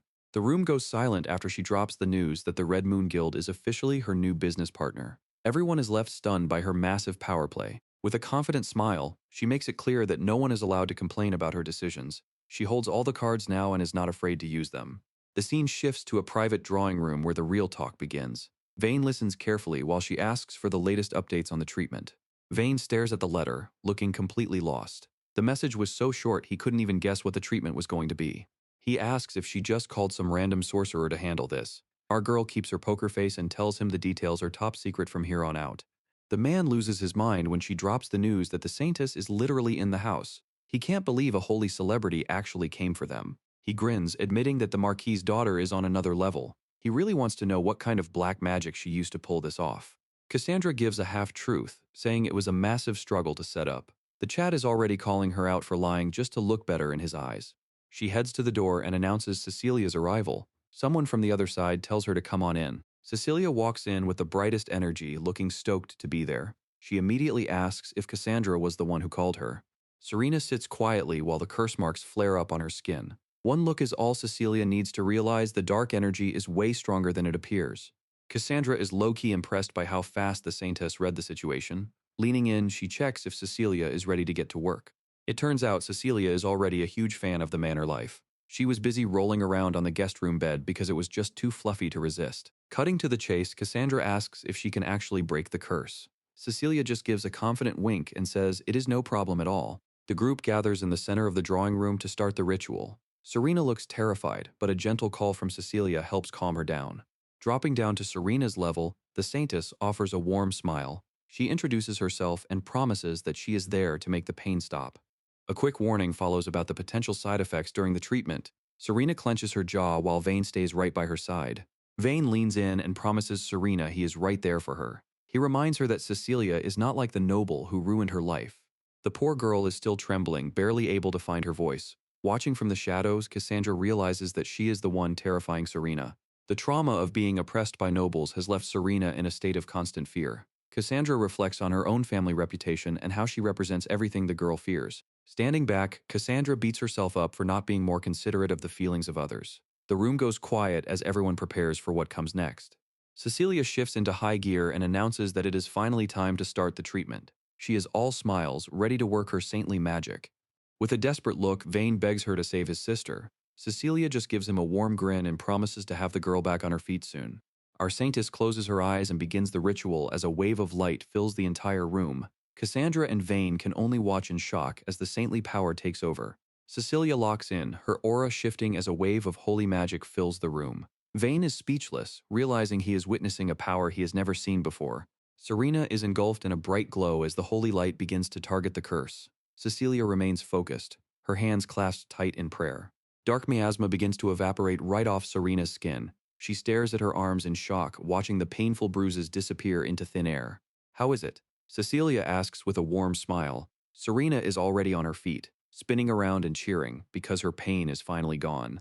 Whoa, don't move so suddenly, Vane shouts while catching his sister. He tells her she needs to rest before she tries anything too physical. You're safe now, Vane whispers while pulling her into a hug. He explains that the curse is gone, even though she is still low on stamina. You have my thanks, Vane says with a deep bow. Cassandra watches the scene from the sidelines, noting how the Saintess just secured a powerful ally. The chat is absolutely ruthless, already starting the ship wars between the Saintess and everyone else. Cecilia isn't a fan of being the center of attention. Hey, don't make fun of this, she huffs, trying to keep her cool. Moving past the jokes, Cecilia offers a soft smile, genuinely relieved that Serena is back to health.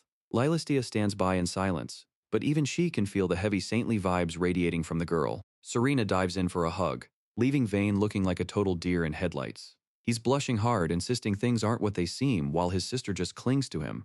Cecilia wipes away a stray tear, apologizing for the drama. She immediately shifts back into caretaker mode, promising to have a light meal prepped for everyone. Lilastia checks in to see if she should leave Serena in Cecilia's care for a while. The Saintess is happy to help, but everyone is curious about what Cassandra has planned next. It's time for the grown-ups to talk business. Cassandra turns to the group, making it clear that she and Vane have some private matters to settle. Cecilia checks in to see if everyone is okay with the arrangement. Vane gives a silent nod before they head out to the balcony to talk shop away from the others.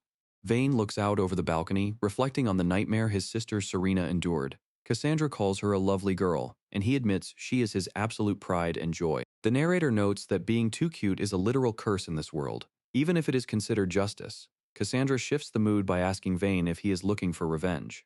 She reveals her theory that the Red Moon Guild was actually an information network designed to expose noble misdeeds. The floating drone records their conversation as the live chat scrolls past. Cassandra stares him down, confirming she knows his true goals for gathering intel. Vane does not blink, challenging her to identify the real culprit before she says another word.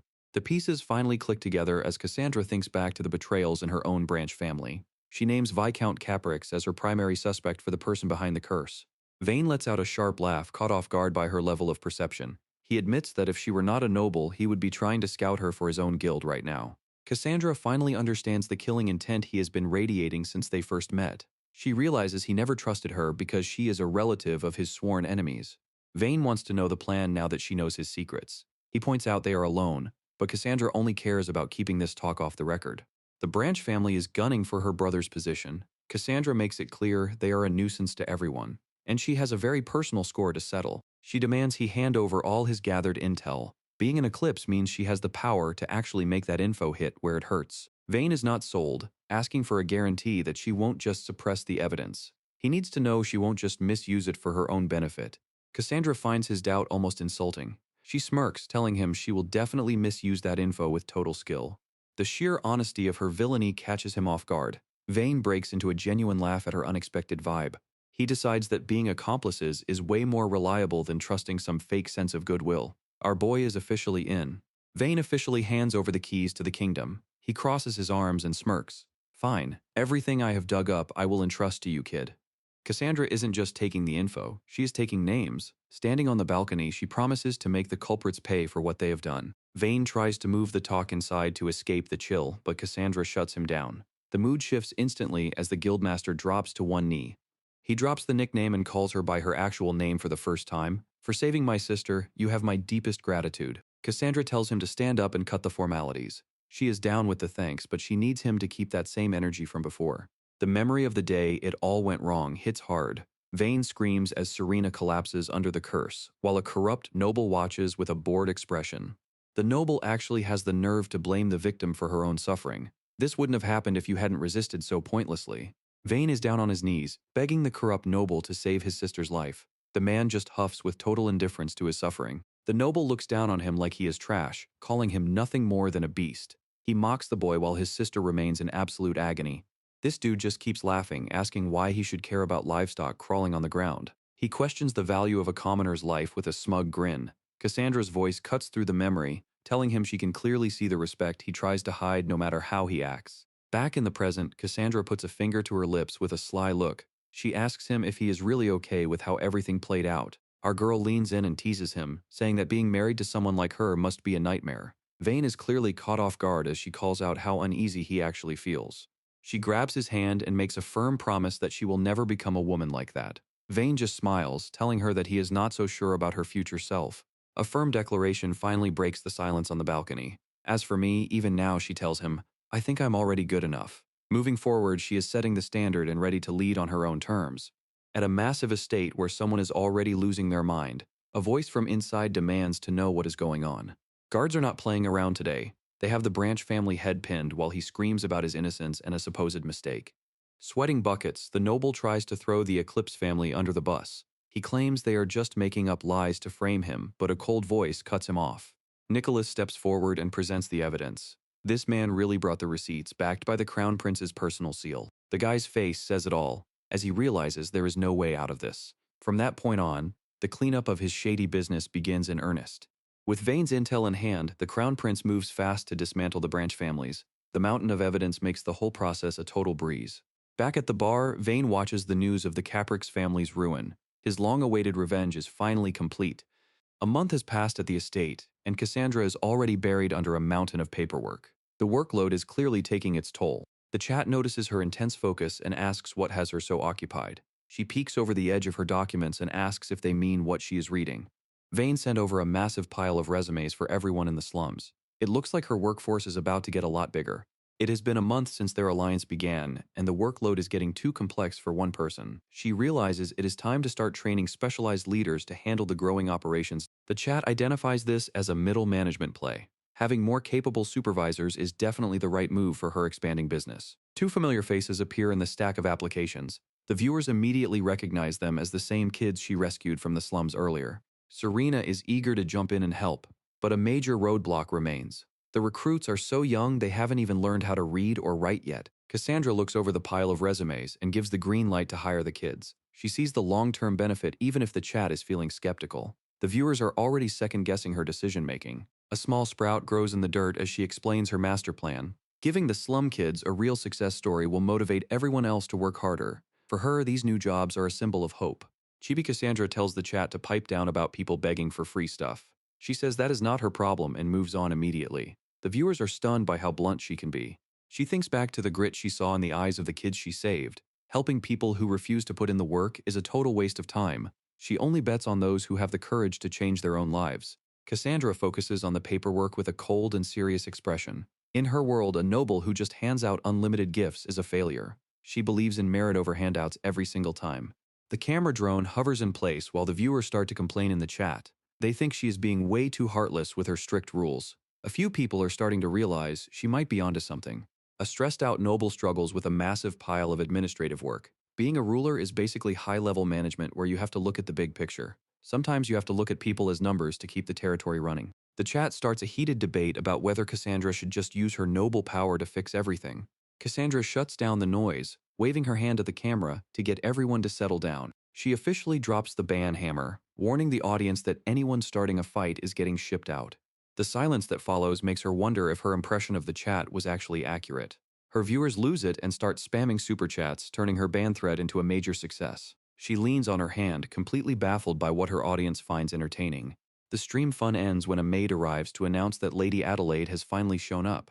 Cassandra is stressing about her look before a big meeting. The chat is actually being supportive for once, calling her cute, while others are just confused by the sudden fashion show.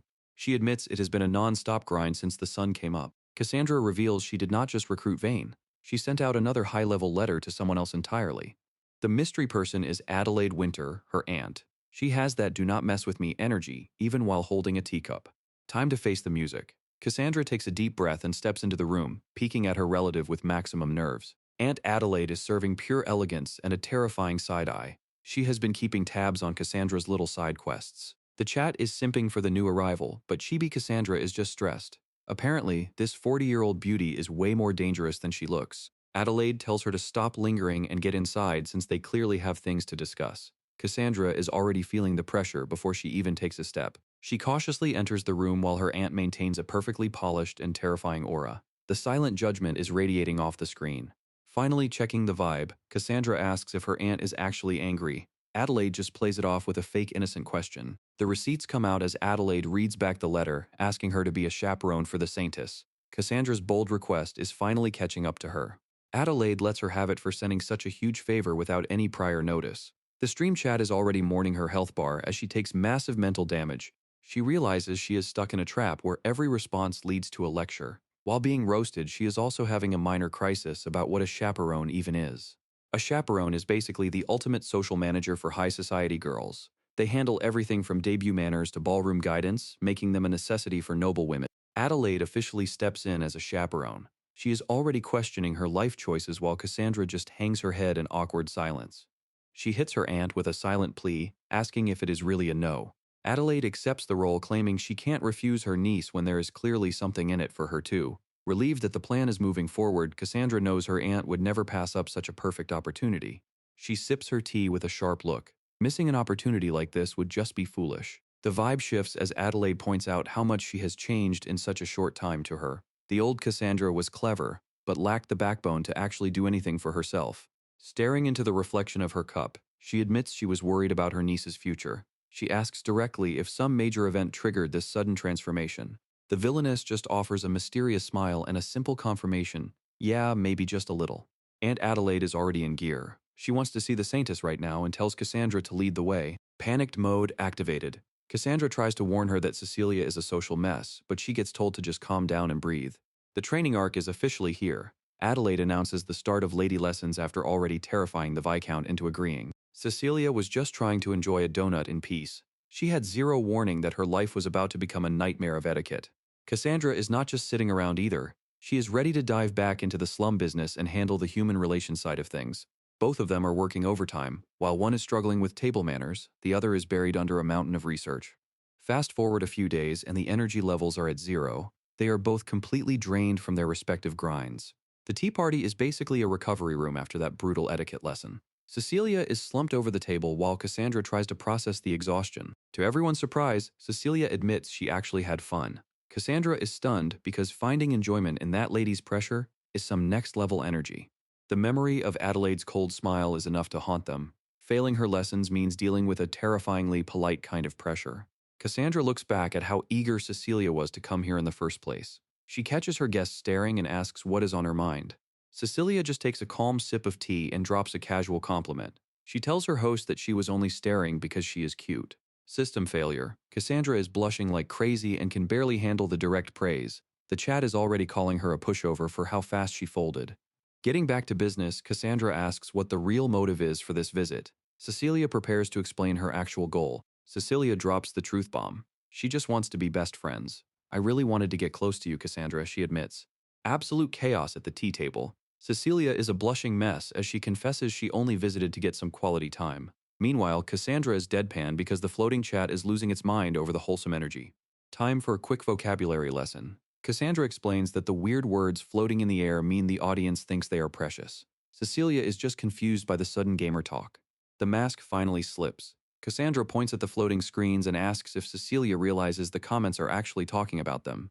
The atmosphere shifts instantly. Cassandra stares in shock as the truth comes out. She finally asks the big question, confirming that Cecilia can actually see the floating camera and the chat. The chat goes into full panic mode. Everyone is screaming because they just got caught by the Saintess. Cecilia just waves it off, admitting she had been wondering what those floating things were this whole time. It turns out Cassandra was onto her from the start. She explains that when her father first called her over, she saw a random girl and a floating camera waiting. She knew right then that she had to get the full story. Cecilia reveals that she is actually a possessor. She died in her previous life and simply woke up in this new body one day. She had zero idea where she was or who she was supposed to be in this story. Everything about this world was a total mystery to her. While some viewers in the chat knew the future, she was completely lost because she never played the game herself. She has been winging it without any lore knowledge. She kept pushing forward through the confusion until she finally managed to cross paths with Cassandra. Meeting her changed everything. Just finding someone else who could see the floating screens gave her a massive sense of relief. Having familiar elements like the camera and the chat made the isolation disappear. She finally felt like she was not just a lone soul in a strange land.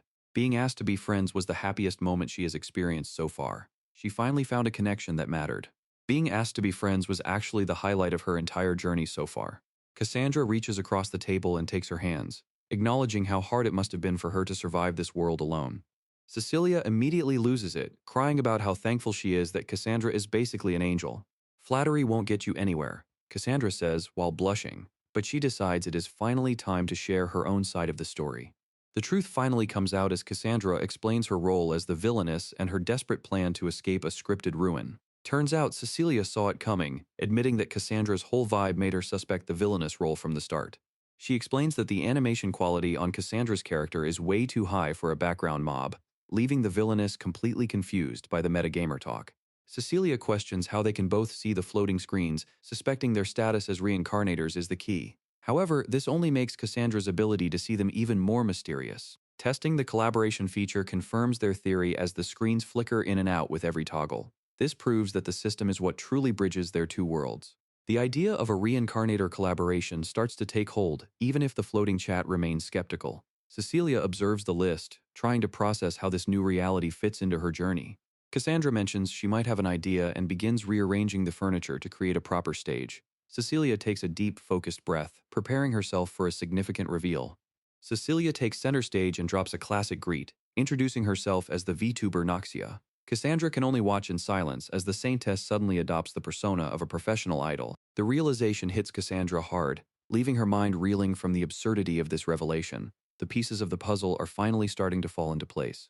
Everything clicks as a memory of a popular video site appears, showing a familiar avatar and signature style. The chat goes into a frenzy, recognizing her as a famous streamer from a past life incident. Our girl confirms she was a VTuber in her past life. The chat is in total shock after the reveal. She flexes her agency roots and realizes some fans are actually in the chat. It is a small world after all. Cassandra realizes Cecilia is a streaming pro. The chat is blowing up with questions while the chibis watch the drone. The vibe turns sour real quick. Cassandra asks what happened after seeing the chat get rough. A grim rumor surfaces about an incident involving a knife. The chat mentions a dark ending for the streamer.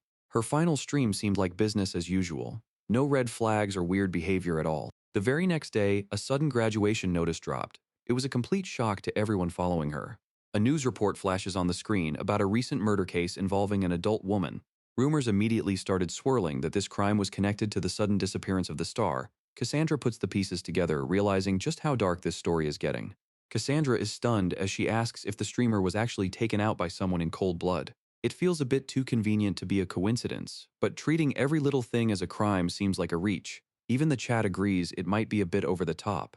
People usually expect the classic truck isekai scenario for a situation like this, but if it really was a car accident, that is still a massive deal in its own right. Cecilia laughs it off and jokes that her graduation was a literal exit from life. The chat is losing it once they realize our girl is not actually kidding. When asked if the culprit was ever caught, the answer is a cold no. It seems like the police were left with zero clues to follow. Chibi Cecilia drops the lore. The culprit was a senior from her old job who held a massive grudge after she reported him for a data leak. She is keeping it way too real. No matter how much drama people stir up now, it will not change the fact that she is already long gone. The mood shifts as she mentions feeling bad for her family back home. Cassandra is left speechless by the weight of her friend's past life tragedy.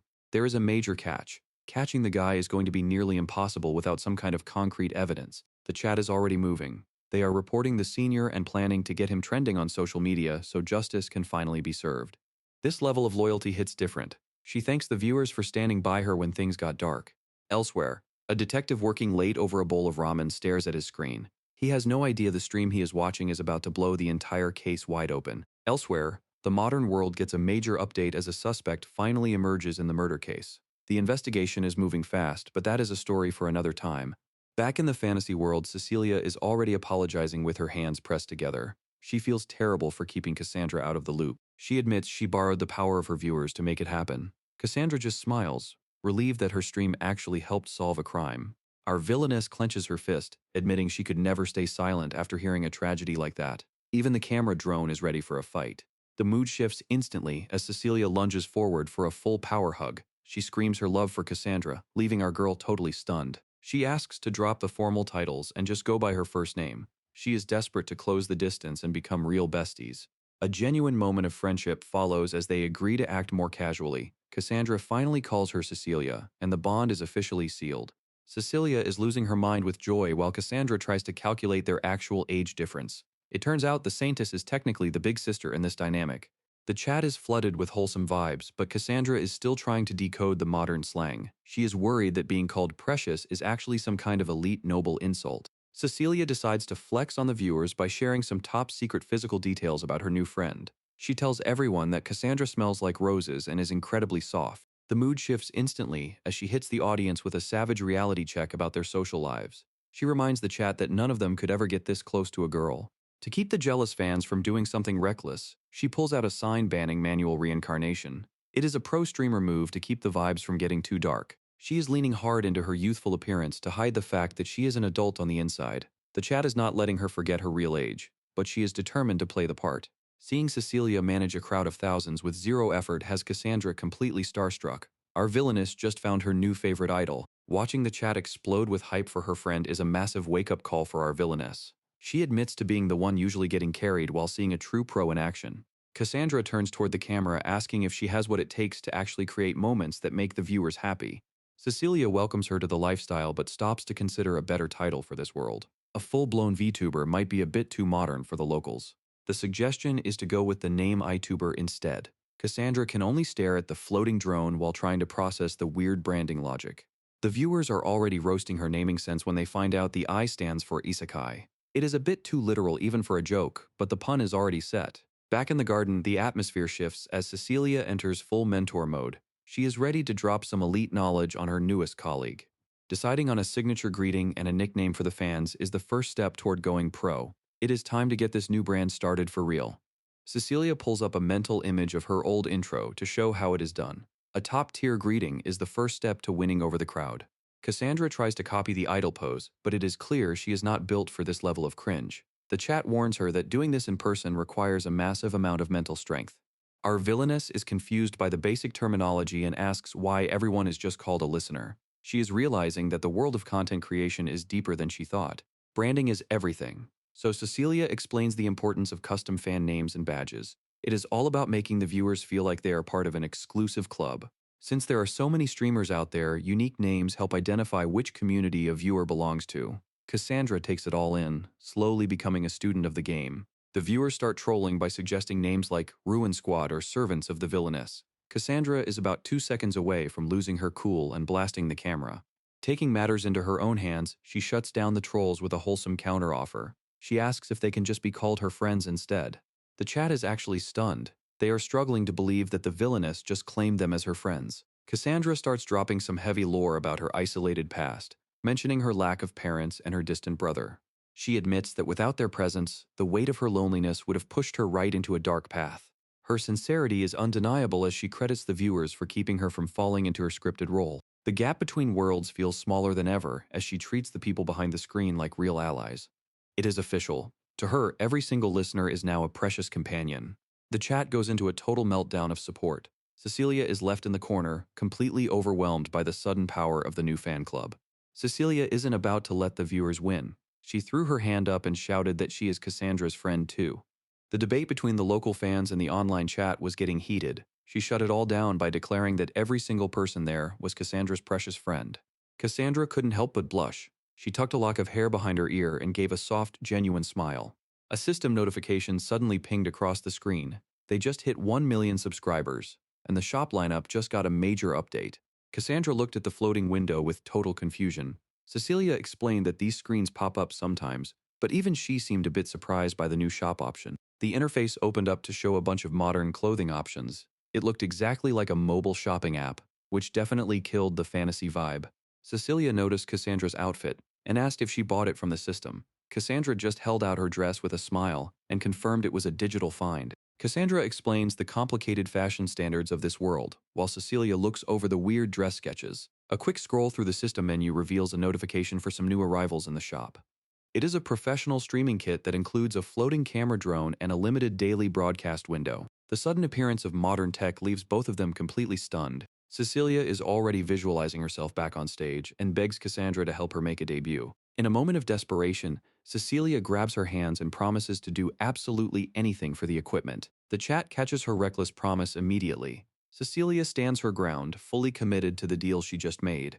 Cecilia was fully leaning into her bratty streamer persona for the audience. "I will only do this for you, Cassandra," she teased with a smug grin. The chat was losing it over her sudden personality shift.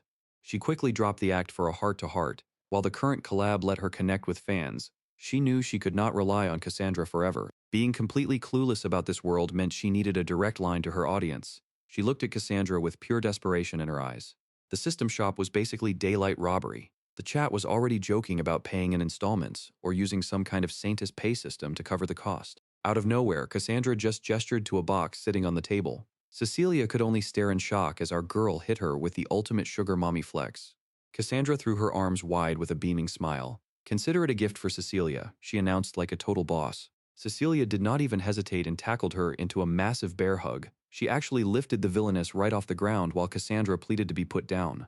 Cecilia was absolutely losing it with joy and started calling Cassandra a literal goddess. Our girl just laughed it off and suggested they check out the new gear they just unlocked.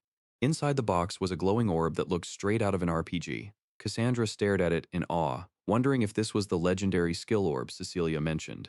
Time for a quick tutorial. Cecilia explained that this item grants new abilities if you focus hard enough and told Cassandra to place her hand on it. As soon as she touched it, the orb erupted into a brilliant light. Cecilia was hyped because she finally got her camera and chat interface back. Seeing the gear manifest made her realize that in this world, being a streamer was a legit skill. Just as things were looking up, Cecilia spotted a tiny detail on the screen. It looked like there were some fine print rules they needed to follow before going live. The system displayed a sad face icon along with a warning about getting banned. If they broke the streaming rules, the whole operation would be shut down for good, leaving Cassandra stunned. Cecilia admits she completely skipped reading the legal fine print and tells Cassandra to pull up the rulebook on her end. Cecilia acts like tech support, guiding our girl through the menus until the digital terms of service manifest in the air.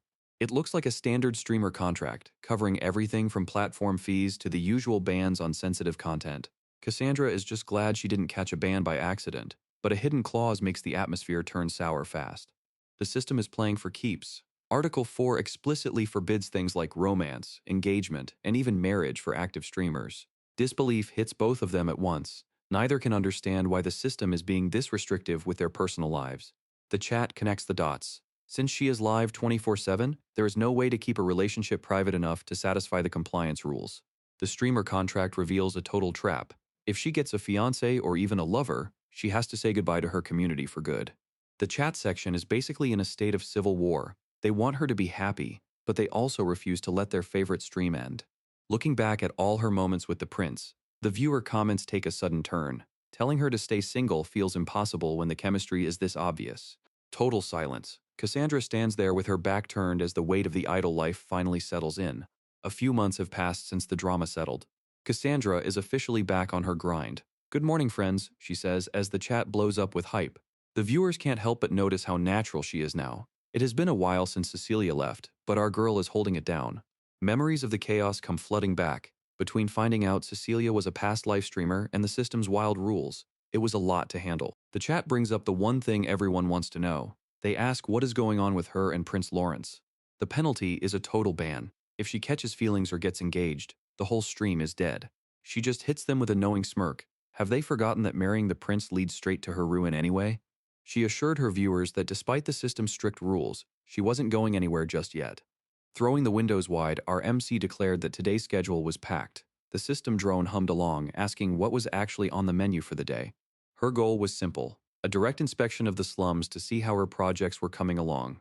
The second she hit the streets, the local crowd swarmed her with gratitude and warm welcomes. Gone was the feared villainess, replaced by a lady the people actually wanted to see. Stopping to observe the new water system, she was pleased to see that it was working perfectly. Turning a ghost town into a livable district changed everything for the community. She credited the chat's modern knowledge for making the urban renewal process way easier than starting from scratch. One of the workers laughed and invited her for a meal, but she just hit him with a wink. She told him he better eat up because she expected him to keep up the hard work. An elderly woman stops Cassandra in the middle of the street, looking like she has something special to share. She presents a handful of simple snacks, apologizing because they definitely do not compare to the gourmet meals at the mansion. The woman explains that they used to struggle just to find ingredients, but now they have steady jobs and plenty to eat thanks to her. The whole neighborhood gathers around to thank her, calling her the savior of their community. Looking at their smiles, Cassandra realizes that if she had followed her original script, she would have ignored every single one of them. She gives the woman's hand a firm squeeze, feeling genuinely relieved that things did not turn out for the worst.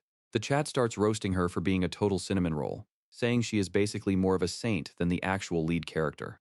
She stops to help a boy who took a spill, and he thanks her as he gets back up. While looking at the rough ground, she makes a note that road maintenance is absolutely essential for the district. The kid drops some serious intel about seeing a stranger get chased into a back alley by a group of suspicious guys. Cassandra locks in, realizing that some shady activity is definitely going down. She gives the boy a quick pat for the heads up and tells Walter it is time to move. Walter acknowledges the order instantly, ready to follow her lead into the dark alleys.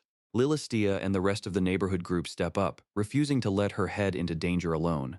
They are all ready to back her up and keep the peace in their community.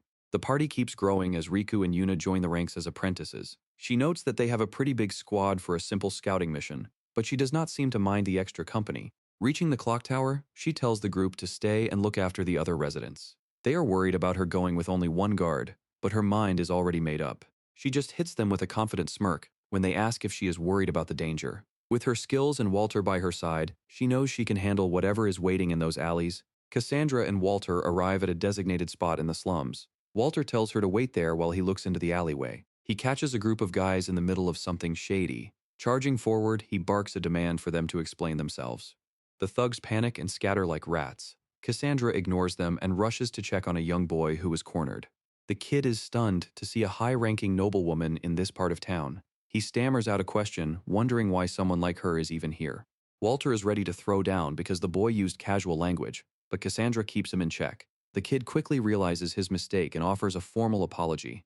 He introduces himself as Law and thanks her for the help. Cassandra is surprised by his sudden shift to polite manners. When she asks how he knows who she is, he just gives a mysterious answer. It looks like her reputation as a savior has already spread through the slums. Blushing MC is getting roasted by the chat while rumors spread about her being a saint for the slums. This level of praise is hitting her harder than any villainous trial ever could.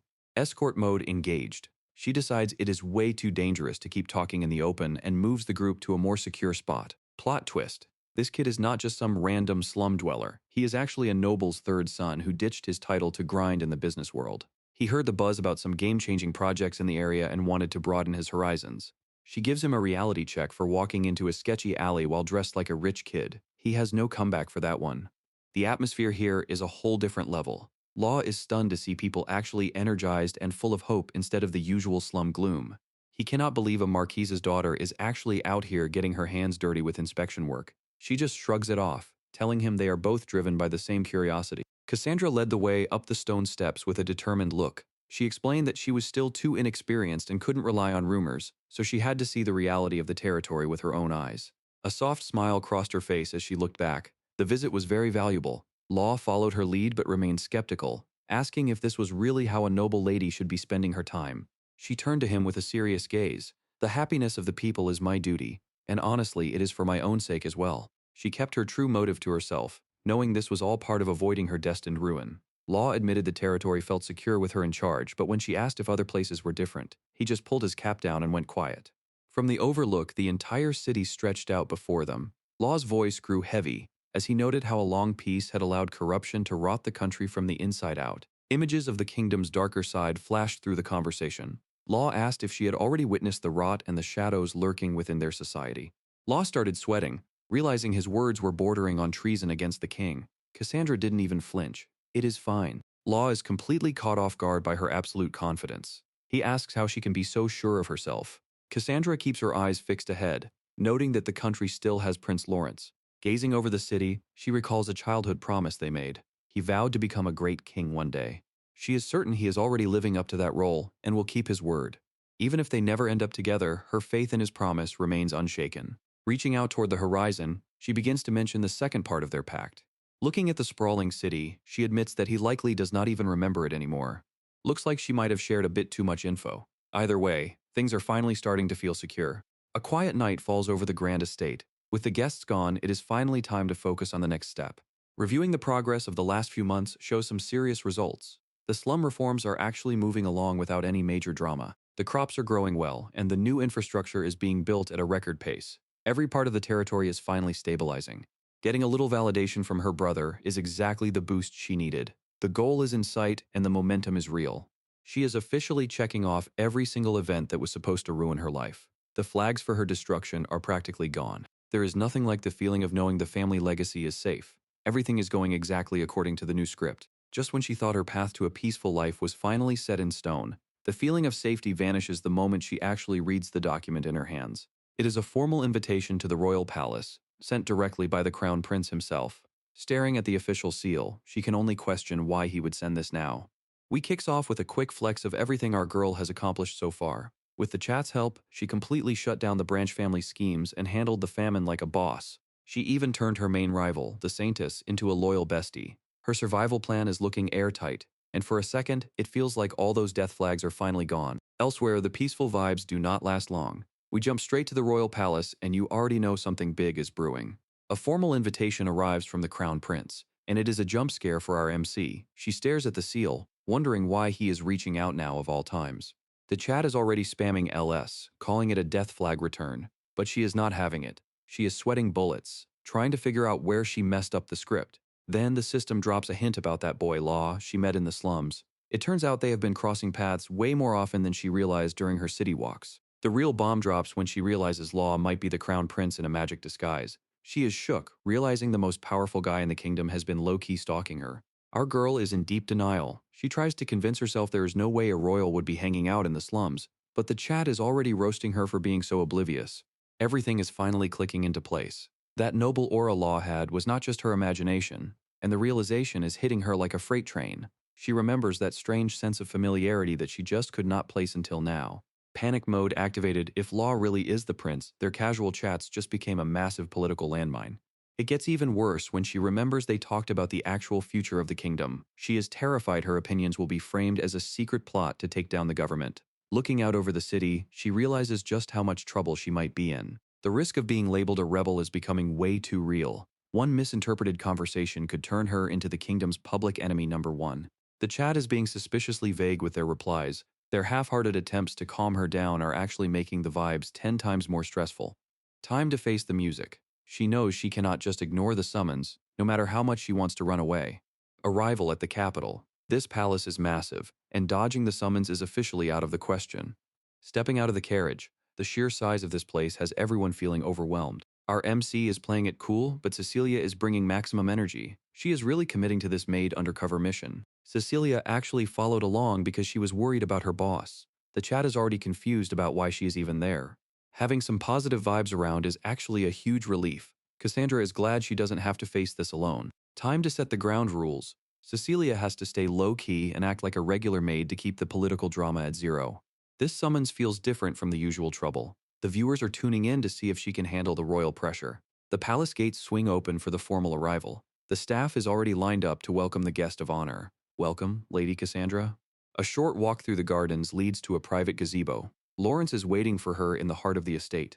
Being back here is a major trip down memory lane. She hasn't visited the castle since they were just kids playing on these garden benches. Finally, coming face to face with the man himself, he stood up the second he saw her approaching. Cassandra? Prince Lawrence hits her with a smile that is way too bright for her mental health. I'm so glad you came. Absolute critical hit. She is blushing so hard the chat is officially declaring this a one-hit KO. Time to lock in. She clenches her fist, begging her brain to stop malfunctioning in front of royalty. Looking at him, she realized getting involved would be a total disaster. After a formal greeting in the garden, Lawrence offered her a seat and apologized for the rush. Cassandra didn't waste a second and asked if she could speak her mind first. Taking a seat across from him, she asked point-blank what business he had with her. Lawrence locked in and decided to stop playing games. He called her name with a serious look that had our girls sweating.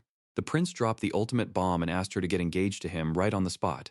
Cecilia gave the drone a massive thumbs up while Cassandra stood there completely buffering. A tiny embarrassed sound escaped her as she struggled to process what just happened. The chat is spamming the screen and celebrating the major win. Cecilia tried to shush the noisy viewers, while Cassandra asked for the logic behind his sudden request. Lawrence explains that despite the long peace, the country is rotting from the inside. The gap between the rich and poor is getting worse every day. Searching for the perfect partner is the only way to fix the system. Cassandra can barely find the words to respond to such a heavy reveal. Bringing up the obvious alternative, she asks why he did not choose the Saintess candidate instead. Although the Saintess was the top choice of his father, his interest was elsewhere. The focus remained on the business projects Cassandra was running. Going undercover allowed him to scout her work in person. What he saw was more than enough to convince the king that she was the one. Lawrence leans in with a smug look and asks if she realized it was him the whole time. A completely blank expression is all Cassandra can manage in return. Her silence is taken as a sign of being polite and clever, like always. Poor Cassandra is dying inside because she cannot exactly tell him she had zero clue. Blurted out a confirmation before her brain could even catch up. The prince was left wondering why her energy was suddenly so chaotic. Scrambled for an excuse about the shock of a sudden proposal, Lawrence seemed fixated on the fact that his words actually managed to rattle her. Stepped in close to ask if it was really his confession that caused all this tension. He kept up the pressure while she searched for a way out of the awkward silence. Shifted from bold to bashful in the blink of an eye. The prince looked away while questioning if his genuine feelings finally made an impact. Convinced the prince was a master of psychological warfare, the chat had a field day with the drama while she pleaded for a rescue from the overwhelming situation. Dropped in with perfect timing to provide some much-needed backup. Cecilia informed the prince that their girl had zero romance resistance and suggested a brief timeout. Used a business excuse to drag the malfunctioning MC away from the line of fire. She told her to just send a signal once her brain finished rebooting. Panicking is an understatement. Cassandra is begging the chat for help while they just sit back and laugh. She claims the prince is trying to ruin her, but the viewers are just enjoying the show. She starts breaking down the logic with a literal flowchart of her own doom. From the engagement to the inevitable jealousy, everything leads straight to ruin. The chat just nods along because she is basically speedrunning her own villainous arc. Reality hits hard as she slumps over the balcony railing in despair. All that hard work to avoid the bad ending, and she might have accidentally made herself too attractive to ignore. The viewers point out that being this successful was bound to draw royal attention. She imagines the worst-case scenario where she actually falls for the guy. If he ends up being a player, then her jealousy will trigger every death flag in the book. It is a losing game and she knows exactly how the script is supposed to play out. The mood takes a dark turn as she gives the camera a dead-eyed stare. She declares that if he ever cheats, she will definitely go full yandere mode because that is her nature. The chat thinks it is cute, but her face says otherwise. Trying to dial back the intensity, she asks the audience to look at a specific clip instead. The vibe shifts instantly to something way more ominous with a single question asking why. The vision shows the original game's tragic end, where the prince ignores her for someone else. She screams out in frustration asking why he won't look at her. This is the exact moment of ruin she has been fighting so hard to delete. She screamed into the rain, cursed by everyone, and forgotten by the one man she loved. It was always about that other woman. Lawrence looked at her with a mix of pity and frustration. He could not understand why she had become so obsessed. A flashback showed them as kids bound by a vow. He asked if she still held on to that childhood promise. She gripped her head in a total panic. A secret promise was a massive plot hole she never saw coming. He looked away, his voice dropping to a low whisper. Her silence was all the answer he needed to confirm his fears. The words hit her like a physical blow. He finally realized that the girl standing before him was not the one he remembered. Looking at the system screen, the truth finally clicked. This was the original tragic version of the villainess she was born to be. The truth hits like a truck as a vision of her past self screams in the rain. It turns out the prince did not cheat on her. He just dumped her because her behavior made her unfit for the crown. Watching the recording of her past self makes her cringe. Our girl realizes the prince was actually a gentleman while she was the real problem. Looking down in shame, she admits that being abandoned was the only logical outcome back then. It is a heavy realization to face. The chat reminds her that the original game script is basically useless now. She has already changed everything by fixing things with her brother and making powerful allies. Finding a fellow reincarnator in Cecilia was a total game changer. The viewers point out that the prince is the one chasing her this time. It is a complete reversal of how the story was meant to go. For once, the chat admits they are flying blind. They cannot offer any more spoilers because the future is officially unwritten. The chat dropped a message on the screen telling her it is going to be okay. This is the collective decision they reached. Looking straight into the lens, she addresses the community she considers her real friends. A final message appears that changes the mood. They are telling her this is where they part ways. The reality of the streaming contract is right there in black and white. Choosing a life with the prince means she has to give up her connection to this world forever. The panic sets in immediately. Cassandra stares at the drone in disbelief, asking the chat if they are really okay with this choice. If they cut the feed now, it is a permanent goodbye. Looking down at the camera drone, she realizes how much she is about to lose. The chat explains that their friendship is exactly why they are letting her go. It turns out the community had a secret meeting while she was sleeping. They have been planning what to do when this moment finally arrived.